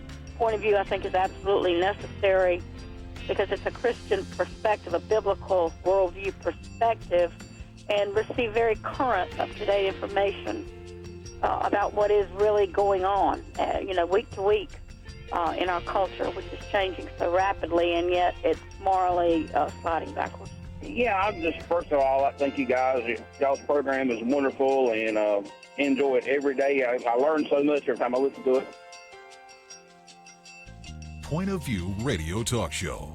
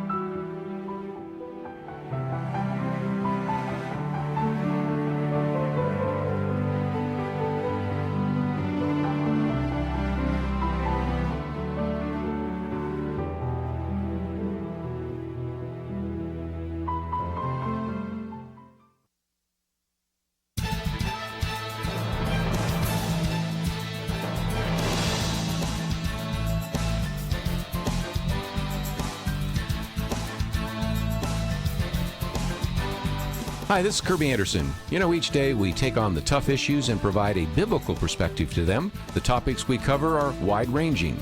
Apologetics, theology, prophecy, creation and evolution, intelligent design, marriage, family, child-rearing, the millennial generation, trends in society, politics, economics, business, religious liberty, the Constitution, public policy, foreign policy, military policy, tensions in the Middle East, abortion, homosexuality, pornography, sexual ethics, media, technology, history, and America's godly heritage. We talk about anything that affects your faith, your family, or your freedom. So don't go anywhere, because Point of View continues right now.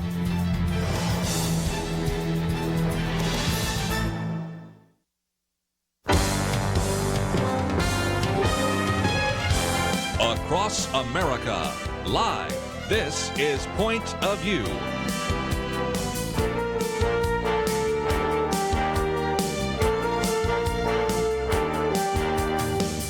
And now, Kerby Anderson. Back once again, we have a lot to cover, and of course we have talked about judicial nominations and religious liberty, but let's, if we can now, focus on the border and whether you think it is a crisis or not. I think lots of that depends on whether or not you agreed with or disagreed with what the president said Tuesday night.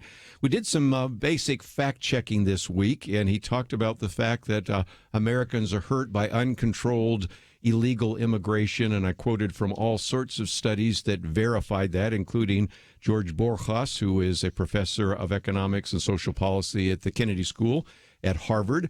He also talked about the idea that at the past there have been votes by even Democrats to support a barrier, and that goes back to the 2006 Secure Fence Act. And then you've had some that said, well, that's misleading, like the Washington Post, but I don't think so. And then you had some of the others about sexual assault. And then, of course, the statistic that he rattled off near the end of his about 10-minute speech, that in the last 2 years, ICE officers have made 266,000 arrests of aliens with criminal records, including those charged or convicted of 100,000 assaults, 30,000 sex crimes, and 4,000 violent killings. Not to mention the fact we just have a lot of people at the border. Kelly, I understand that some people say this is not a border crisis, but I think for most fair-minded people, they would have to say there is a crisis. And in just a minute, I'm going to quote from a poll that seems to illustrate that.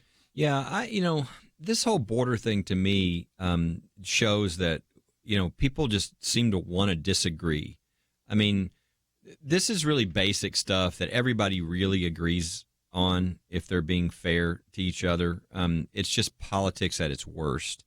It's I don't want to do this because, I thought about doing this and I forgot to do it, Kerby, but take the budget.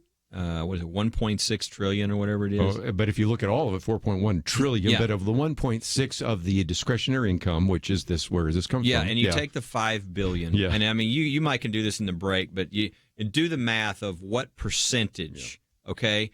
And I bet that, Third of a percent. Yeah, let's say your budget as a family is, $80,000 a year that comes in between, husband and wife. We're like talking about $25. Yeah. So think of it that way, or I don't know what the amount is, but it's really, really small. And so the idea that we're having all this fight over that, because I mean, the way it should be looked at, in my opinion, is just from not even getting to the merits, is, look, this guy campaigned on this. He promised he was going to do this. We give him the $5 billion. We'll ask for $5 billion for something that we think is important, and we can all move down the road. Yeah. But instead, we're not going to give him anything he wants. We're going to say really stupid stuff like walls don't work. Oh, give me a break. Walls have worked, since, there's been a human being. Everybody knows that walls work. That's why there's walls around certain things. Obviously, that's not just all they're talking about doing anyway. It's like, it has, security and all kinds of issues, and crisis and all this. Is it a crisis? Well, I think any American who's fair-minded would say if there are places on the border where people can walk across without being detected and without any sort of barrier, and if a barrier makes it easier to stop that, that's a crisis, because it could be a terrorist, it could be an M316 person, it could be the drugs and the fentanyl that's pouring over our border. I mean, it could be lots, of course, but just deal with it. I think most Americans would never put up with this type of thing on their own property. This is our property. This is our border. We need to have the border under control and have entry points where that we have an orderly process to who comes in and doesn't. And I don't think I know of anybody that doesn't agree with that. I mean, people that just say open borders that are just crazy.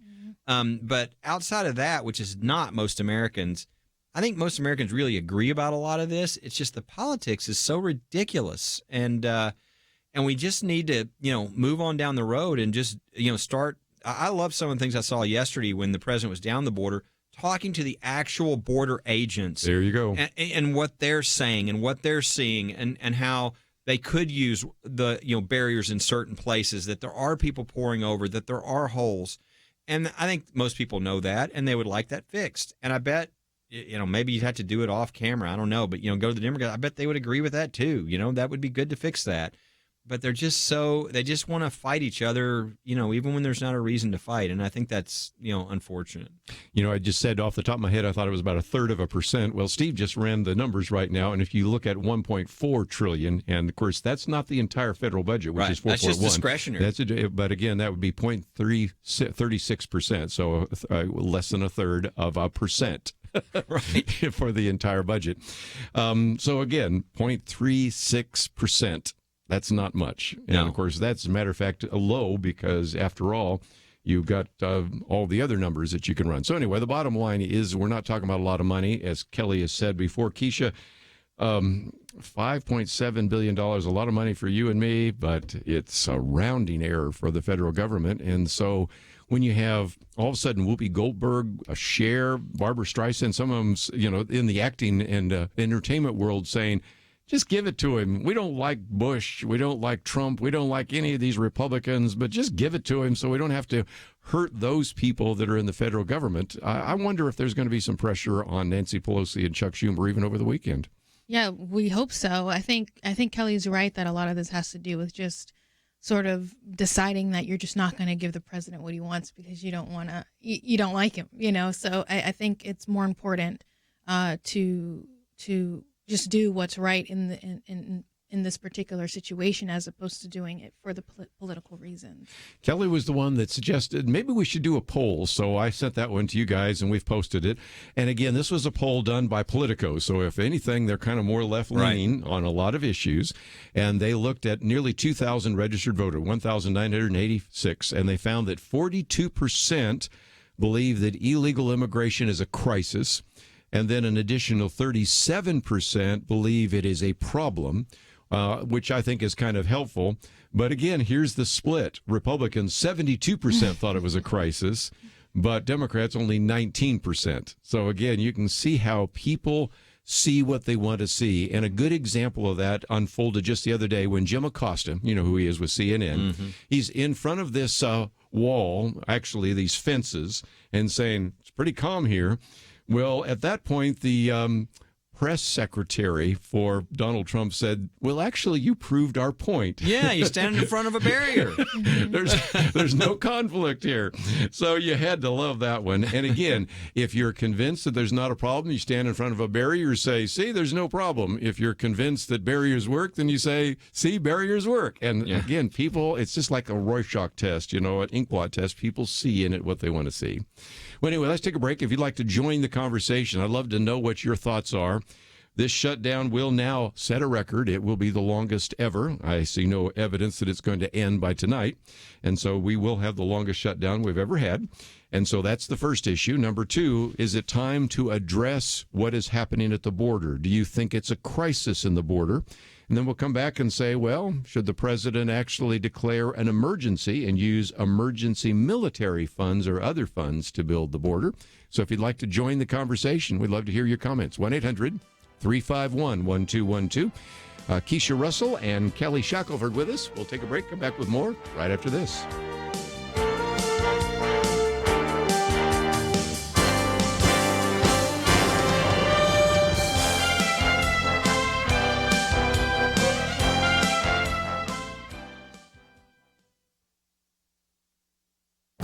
This is Viewpoints with Kerby Anderson. Americans currently promoting socialism tell us that we shouldn't look at the failed socialist experiments in Cuba or Venezuela. Instead, we should look at Sweden as proof that socialism works and can bring great prosperity. But that's not what Swedish historian Johan Norberg says. He is featured in a new documentary, Sweden, Lessons for America. John Stossel also interviewed Norberg for Stossel TV. Norberg makes it clear that Sweden is not socialist because the government doesn't own the means of production. To see that, you have to go to Venezuela or Cuba or North Korea. He does admit that the country did have something that resembled socialism a few decades ago. The government heavily taxed the citizens and spent heavily. It was not a good period in Swedish history, especially for the economy. One example he uses is Astrid Lindgren, author of the popular children's books Pippi Longstocking. Because her books were popular and sold well, she experienced something Americans cannot even imagine. She had to pay a tax of 102% on any new book she sold. Yet even with the high Swedish taxes, there was simply not enough money to fund Sweden's huge welfare state. Norberg explains that people couldn't get the pension that they thought they depended on for the future. At this point, the Swedish people had enough and began to reduce the size and scope of government. John Stossel says they cut public spending, privatized the national rail network, abolished certain government monopolies, eliminated inheritance taxes, and sold state-owned businesses like the maker of Absolute Vodka. While it is true that Sweden does have a larger welfare state than the U.S. and higher taxes than the U.S., there are many other areas where Sweden is actually more free market. Sweden isn't socialist and is actually a good example of why a country doesn't want to implement socialism. I'm Kerby Anderson, and that's my point of view. Take Kerby and the Point of View team with you on the go with the Point of View app. Search for Point of View Radio at the Apple or Google Play stores.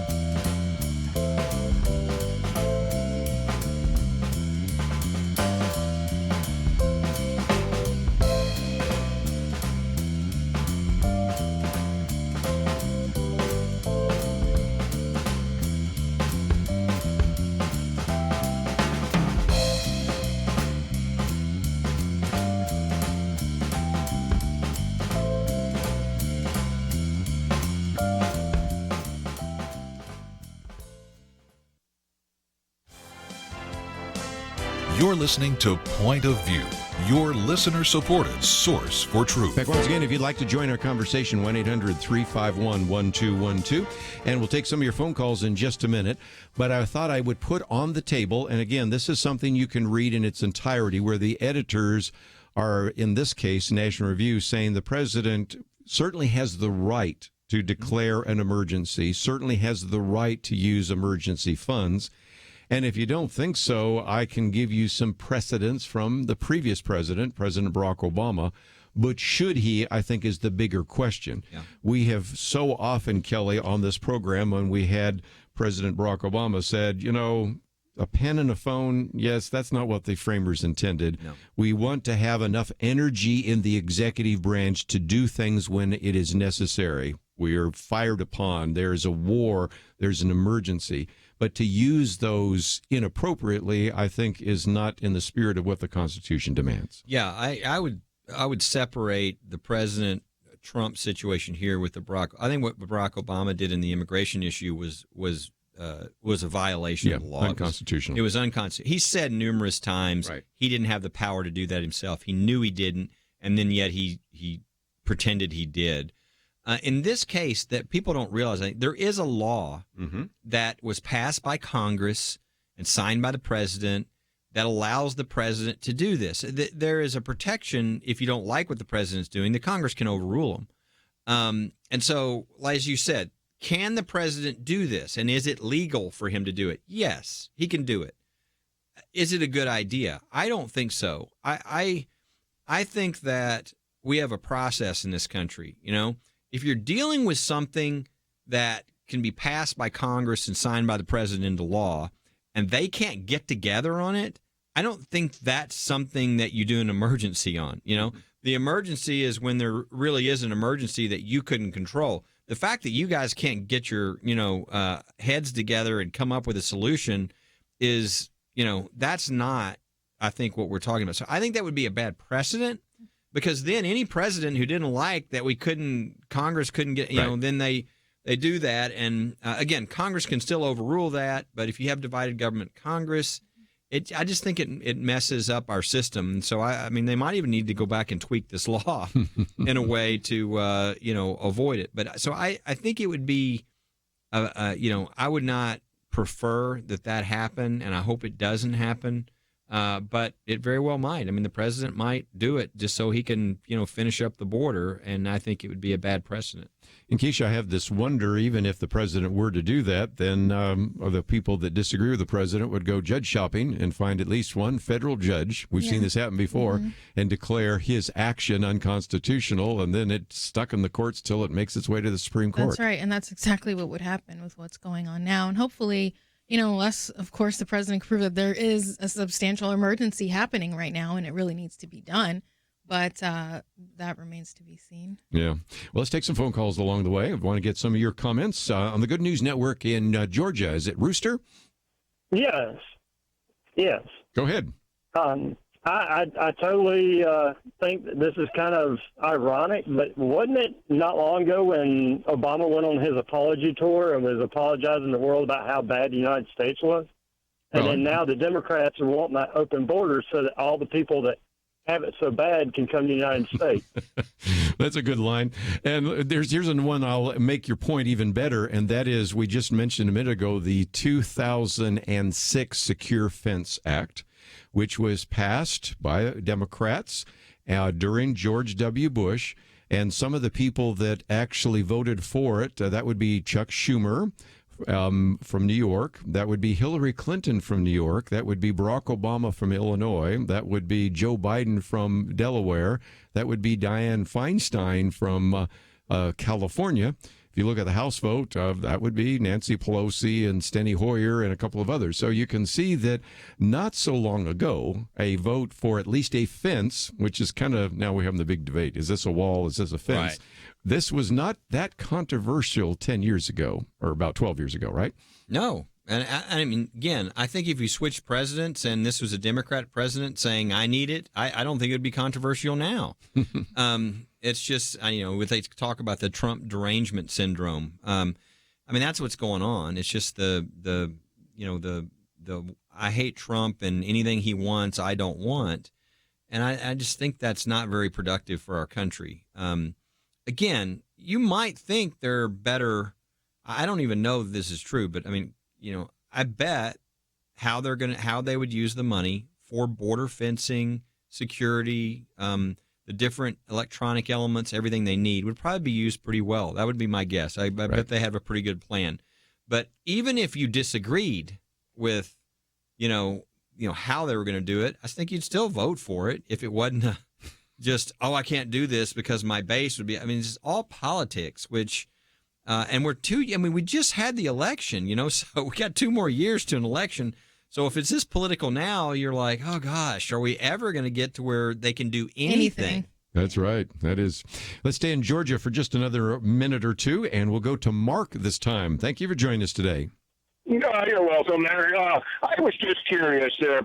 President Bush signed a bill, the fencing bill, if you remember there, for $57 billion. And then President Obama was supposed to follow through with it. And did not, yes.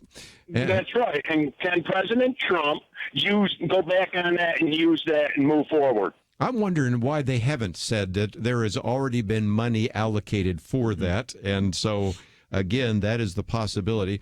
First of all, let's recognize that vote took place in 2006. It kind of came into 2007 before it could really be rigorously implemented by George W. Bush. You might remember what happened in 2008, and that was the election of Barack Obama, who then did not promote it. So I don't know if they can look at previous allocations, because that was not in the 150th Congress. It was be the 113th, I think, something like that, 112th. And so that's one issue. But again, these are individuals that not so long ago voted for it and had no problem with a fence being constructed in a couple of places. In some cases, the money that has been used is to fix those fences. After a few years, some of them weren't in very good shape, and they want to put these steel barriers there so people can't climb over them. So nevertheless, I think that's one of those issues. Maybe one strategy would be that the president just comes up with an approach that says, okay, well, if this is not important, then what we'll do between now and then is anybody we catch coming across these areas which are undefended, we will deliver to the homes of the to live with the Democrats in the House and the Senate. I bet it would change if that happened, which is why this is so silly. Of course, everybody should want to get it fixed. It doesn't mean there's a wall everywhere. It doesn't mean there's a barrier everywhere or a fence. It means that you have all those elements in place where everything is covered. I mean, what's happened in San Diego shows. San Ysidro, McAllen. It makes a huge difference. It's very effective. Yuma. And even if you just want to help the border agents do their job, I mean, they're trying to do their job, and they can't, without help with this, they can't do their job. And so this should be a no-brainer. It should be something pretty easy to do. But, again, it's the politics of people just wanting to kind of flex their muscles and do what they're going to do. And as a result, we have really a lot of wasted time and effort. That's right. That seems to be sort of a theme with the presidency of Donald Trump is, and I don't know if it's purposeful or if God's doing it this way or what, but they are always focusing on silly things to attack him for. And the really important things that are going on, nobody seems to be paying attention to. Yeah. Which, in the case of judges, all the lower court judges, regulations, all that, the regulations being, demolished, and the economy rising, and all these other things, which normally that's all we're talking about, right? If any other president, we're talking about the economy and all these things, you never hear about these things. Instead, you hear about, whether Melania is wearing the wrong, apparel or something. Yeah. And so this is just the weirdest. I mean, it is the Trump derangement center. People are they just so dislike him that they just focus on all these things that really shouldn't be the major issues of the day. Last Friday, we talked about the jobs report, and the reason we spent some time talking about it, Kelly, is because we knew that none of the mainstream press would have talked about the fact that it was one of the most outstanding jobs reports that we've had for years, and that they even had to revise up both October and November. And even the one supposed negative that the unemployment rate went from 3.7% to 3.9% was only illustrating that more people were looking for work. Right. And so even the bad news was good news. And if you watched the press this last week, you wouldn't even know that we had one of the best jobs reports you would have ever had. So it really is odd. I mean, I hope we get to the end of this soon.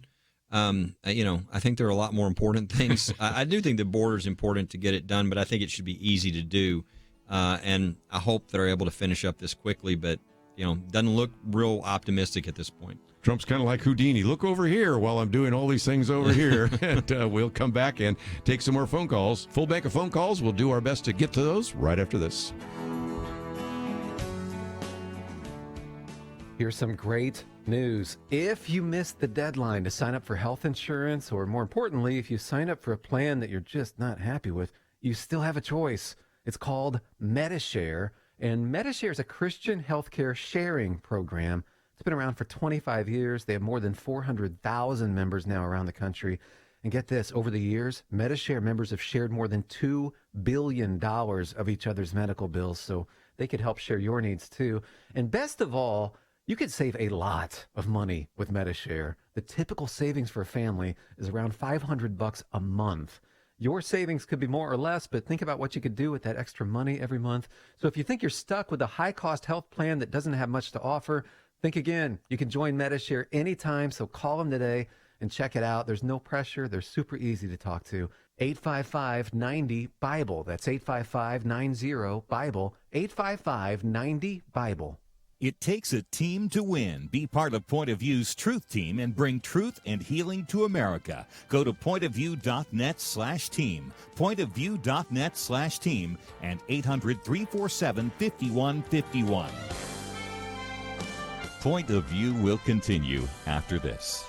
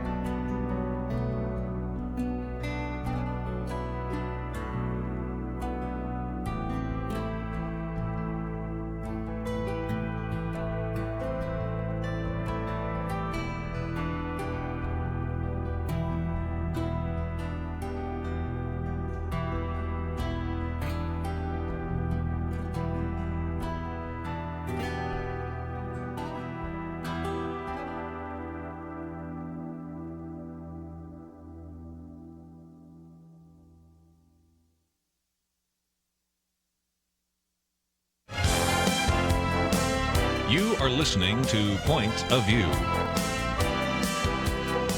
The opinions expressed on Point of View do not necessarily reflect the views of the management or staff of this station.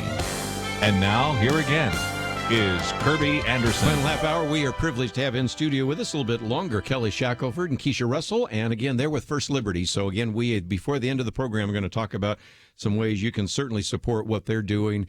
They got a big case next month, and so we're going to talk about that. But let's take some phone calls first, because some of you have some comments, and I would love to hear your comments about what is happening right now.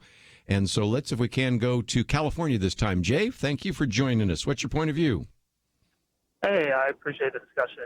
I think we're missing the real issue with this whole discussion that's going on, because it's not necessarily about a wall versus no wall. Because I think even if the Democrats, the majority of them, agreed with building a wall, I don't think this is something they could vote for or pass through, because allowing the president to hold up the government as a way to enforce the will of a minority to establish a law sets a bad precedent. Yeah.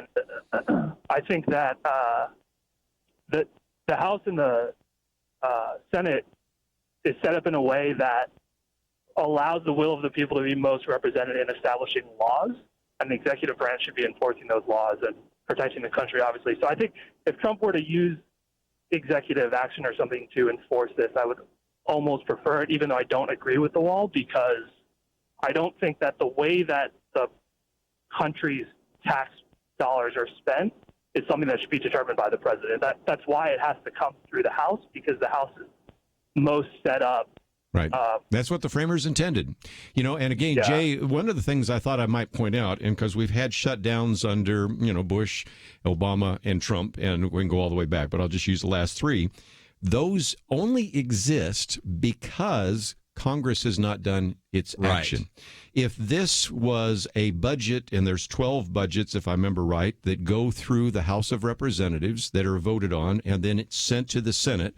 Now, let's give credit where credit is due. There have been a number of times in the House of Representatives, when it was Republican controlled, did do what was called regular order. Right. And then it went to the Senate and nothing happened. And so we do these continuing resolutions. Then the only other way you could even have a shutdown is if you did not increase the debt limit. So back to Jay's point, and I agree, whether you agree with the wall or not, I think we need a wall, but even if you don't, there is regular order that needs to take place.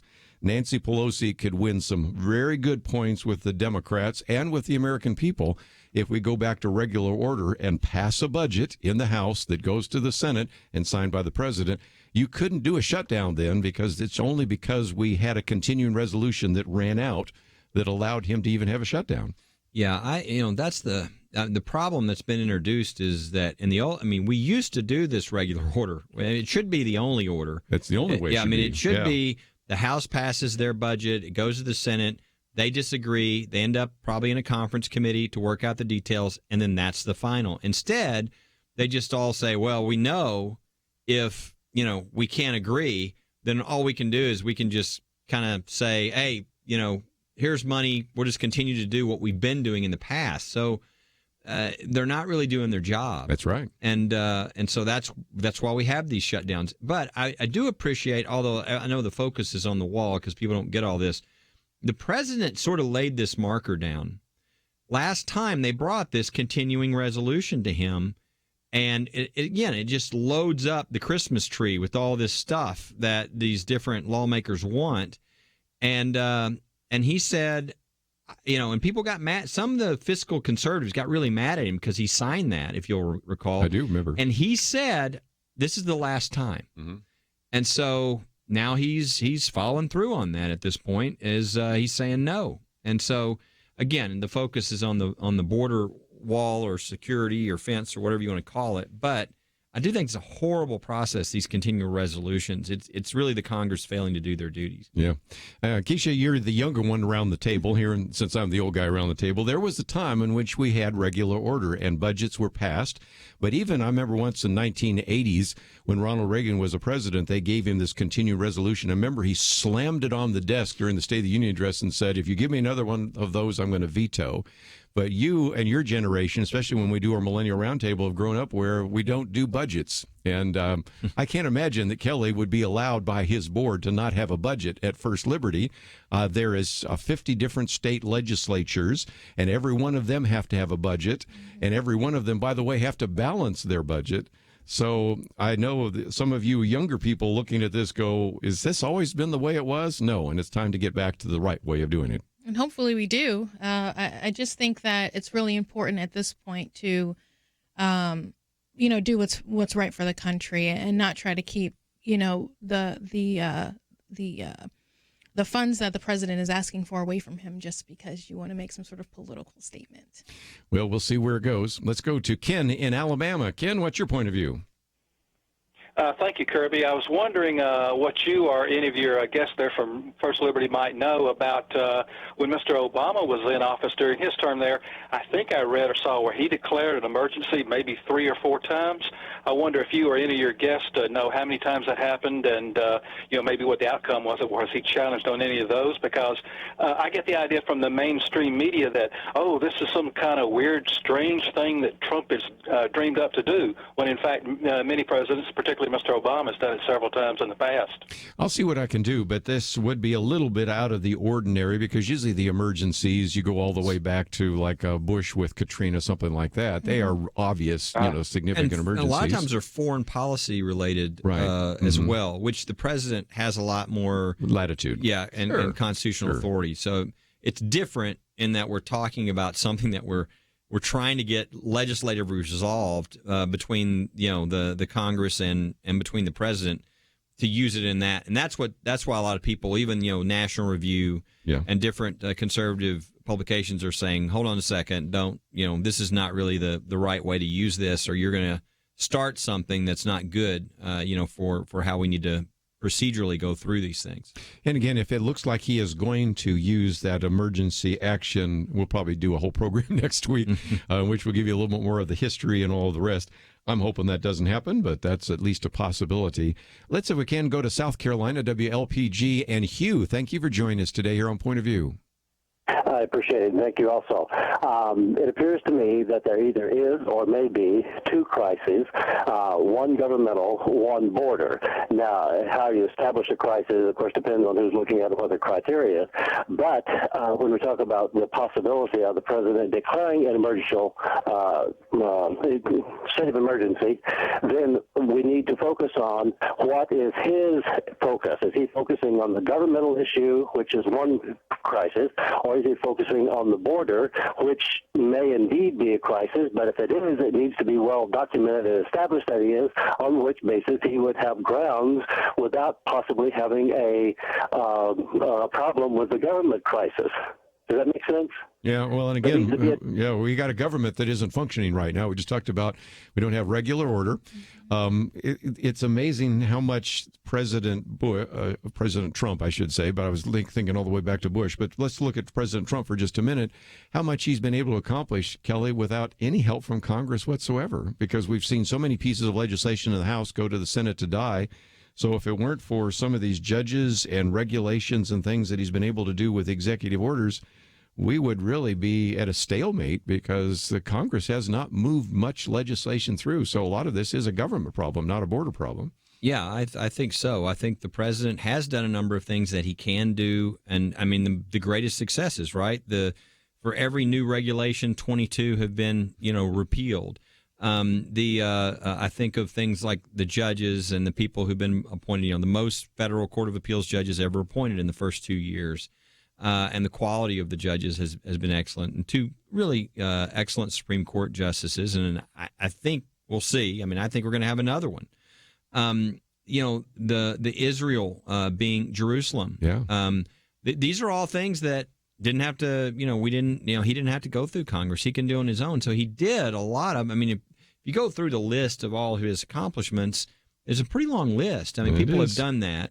But what's amazing is all those things, except for the 2 exceptions, are that come to mind at least, are the tax reductions that I think were really good. The tax bill that did get through the House and the Senate. Amen. And second, and this is somewhat bipartisan, really, is the crime bill, the criminal justice reform, and so but outside of those two things, everything else has been the president just exercising his executive power and doing what he can do. And actually, it's been pretty incredible, a number of those things that have been accomplished, and including the effect that the economic issues have had on our economy, and how the GDP has been really just through the roof after, I don't know how many years under Obama, at 1.1 or whatever it was, to have a 3 and a 4 and all these new jobs, highest household income ever, lowest unemployment in the history of the country for African Americans, lowest unemployment in the history of the country for Hispanic. I mean, there's been a lot of incredible things happening without the Congress doing much of anything. Pretty amazing. Let's take a break. We'll take maybe one more phone call, but I want to talk a little bit about some of the things that you can pray about at First Liberty right after this.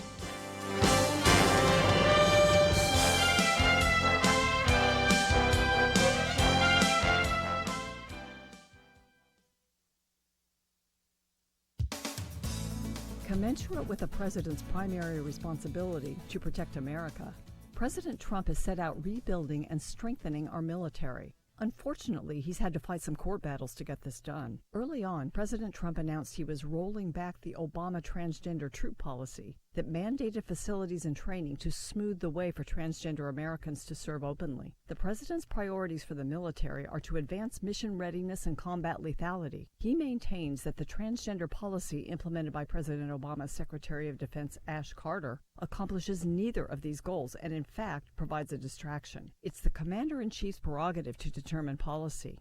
Plaintiffs accused the White House of bigotry against transgenders. Several courts blocked President Trump's rollback from taking effect. President Trump then tasked Secretary of Defense James Mattis with studying the issue, including the effects on the military from the Obama-Carter policy. The study found there are real problems with admitting people who are confused about their gender identity into the military. The problems and expenses are compounded when personnel seek medical treatment, including surgery. Secretary Mattis came up with an implementation plan for President Trump's policy that would allow transgenders to serve only if they do so in their biological sex. Meanwhile, the Justice Department did a good job defending the president's powers as commander-in-chief. And in recent days, a 3-judge panel for the U.S. Court of Appeals for the D.C. Circuit overturned the lower court's injunctions against implementation of the Mattis plan, stating the administration had done due diligence in its research. Family Research Council points out this isn't a question of fairness, it's a question of fitness. There is no right to serve in the military. There are hundreds of conditions and physical limitations that disqualify people from military service. The Commander-in-Chief has the power to determine military policy, and the D.C. Circuit rightly affirmed that. For Point of View, I'm Penna Dexter.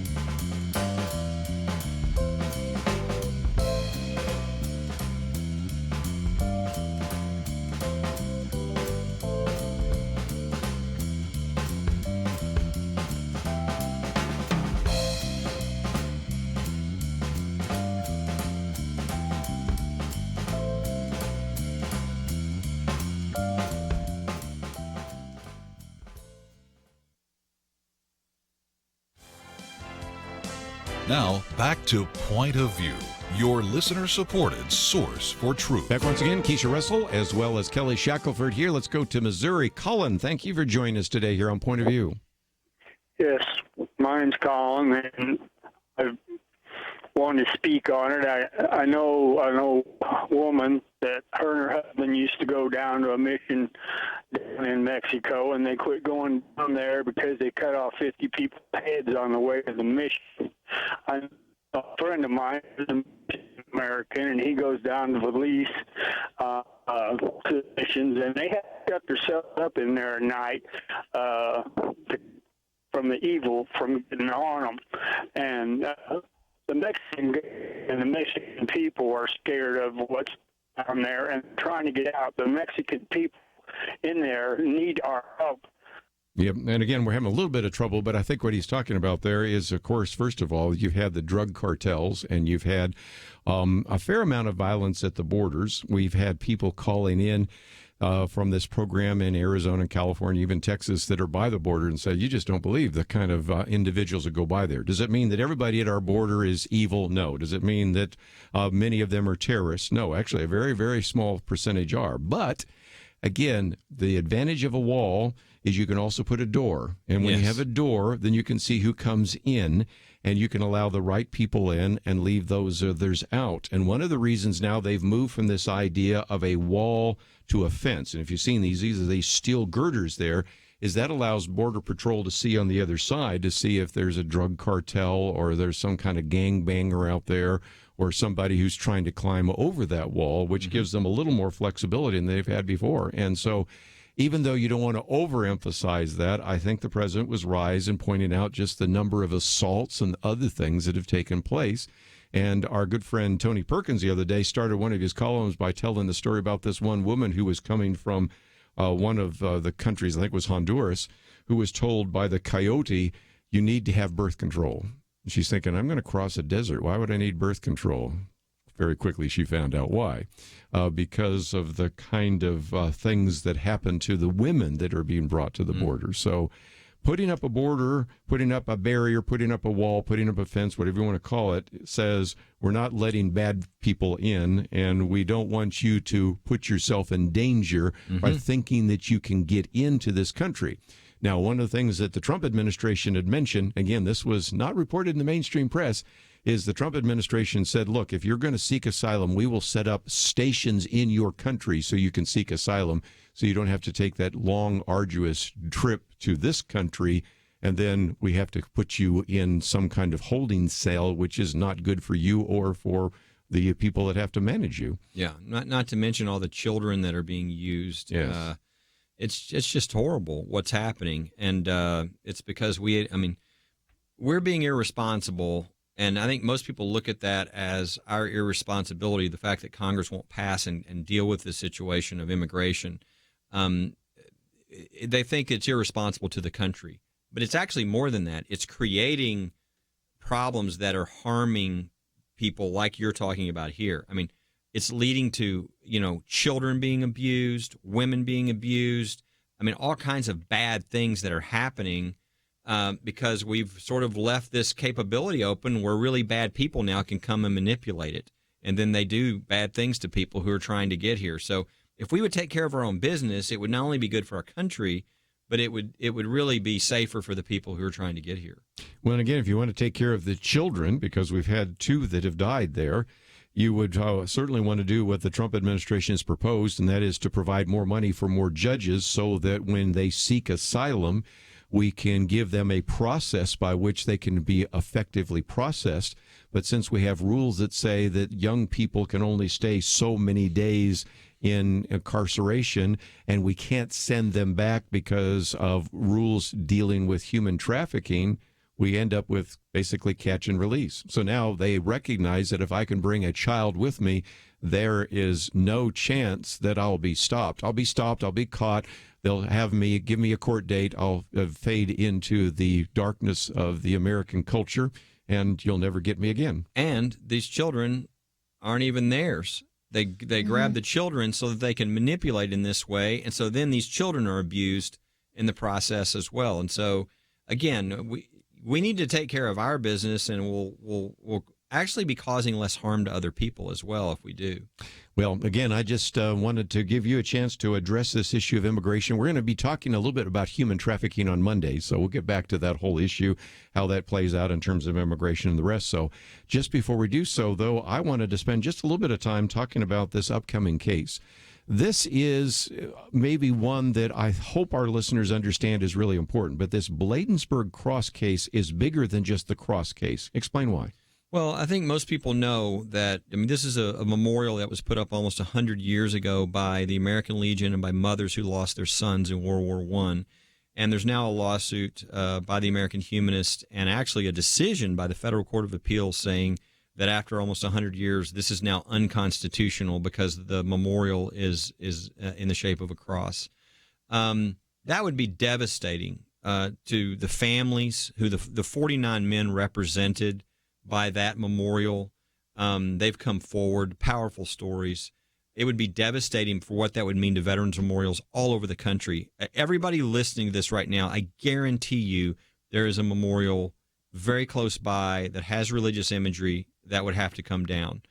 But it also would go into Arlington Cemetery because Arlington National Cemetery is within the jurisdiction of this Court of Appeals. So we'd have to go into Arlington and tear down the large freestanding crosses. Most people get that. What most people don't understand is what this means way beyond that, which is, why is this being torn down? That sounds ridiculous, most people say. It's because of the tests they're using. The tests they're using are things that have been created over the last 50 years by judges who, were more liberal justices. So they really weren't following the words of the Constitution. They were coming up with tests and different things that they were trying to use. They're totally confused.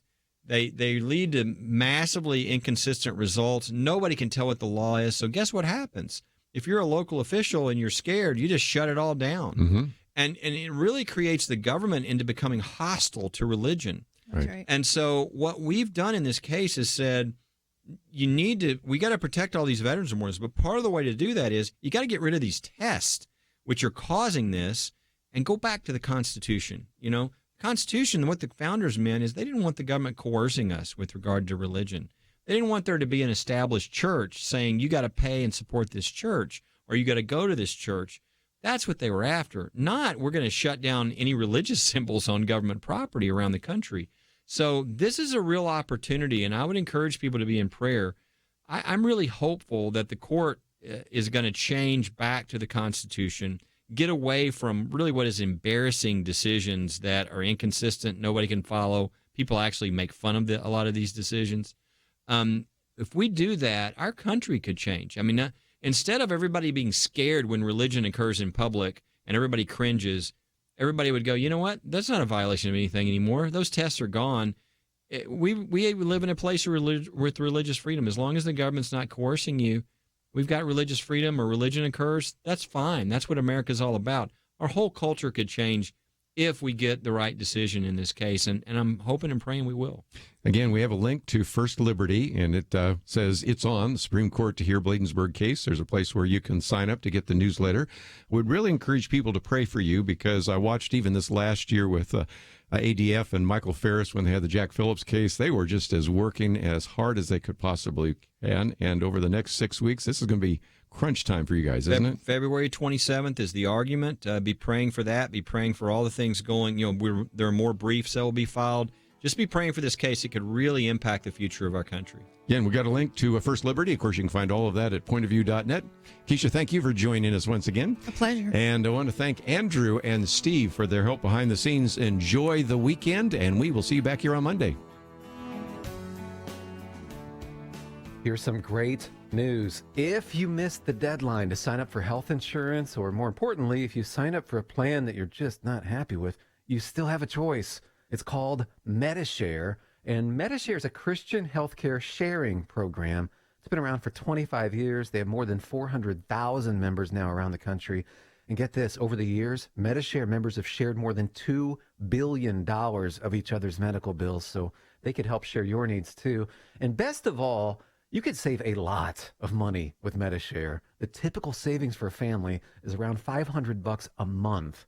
Your savings could be more or less, but think about what you could do with that extra money every month. So if you think you're stuck with a high-cost health plan that doesn't have much to offer, think again. You can join MediShare anytime, so call them today and check it out. There's no pressure. They're super easy to talk to. 855-90-BIBLE. That's 855-90-BIBLE. 855-90-BIBLE. It takes a team to win. Be part of Point of View's Truth Team and bring truth and healing to America. Go to pointofview.net/team, pointofview.net/team, and 800-347-5151. Point of View is produced by Point of View Ministries.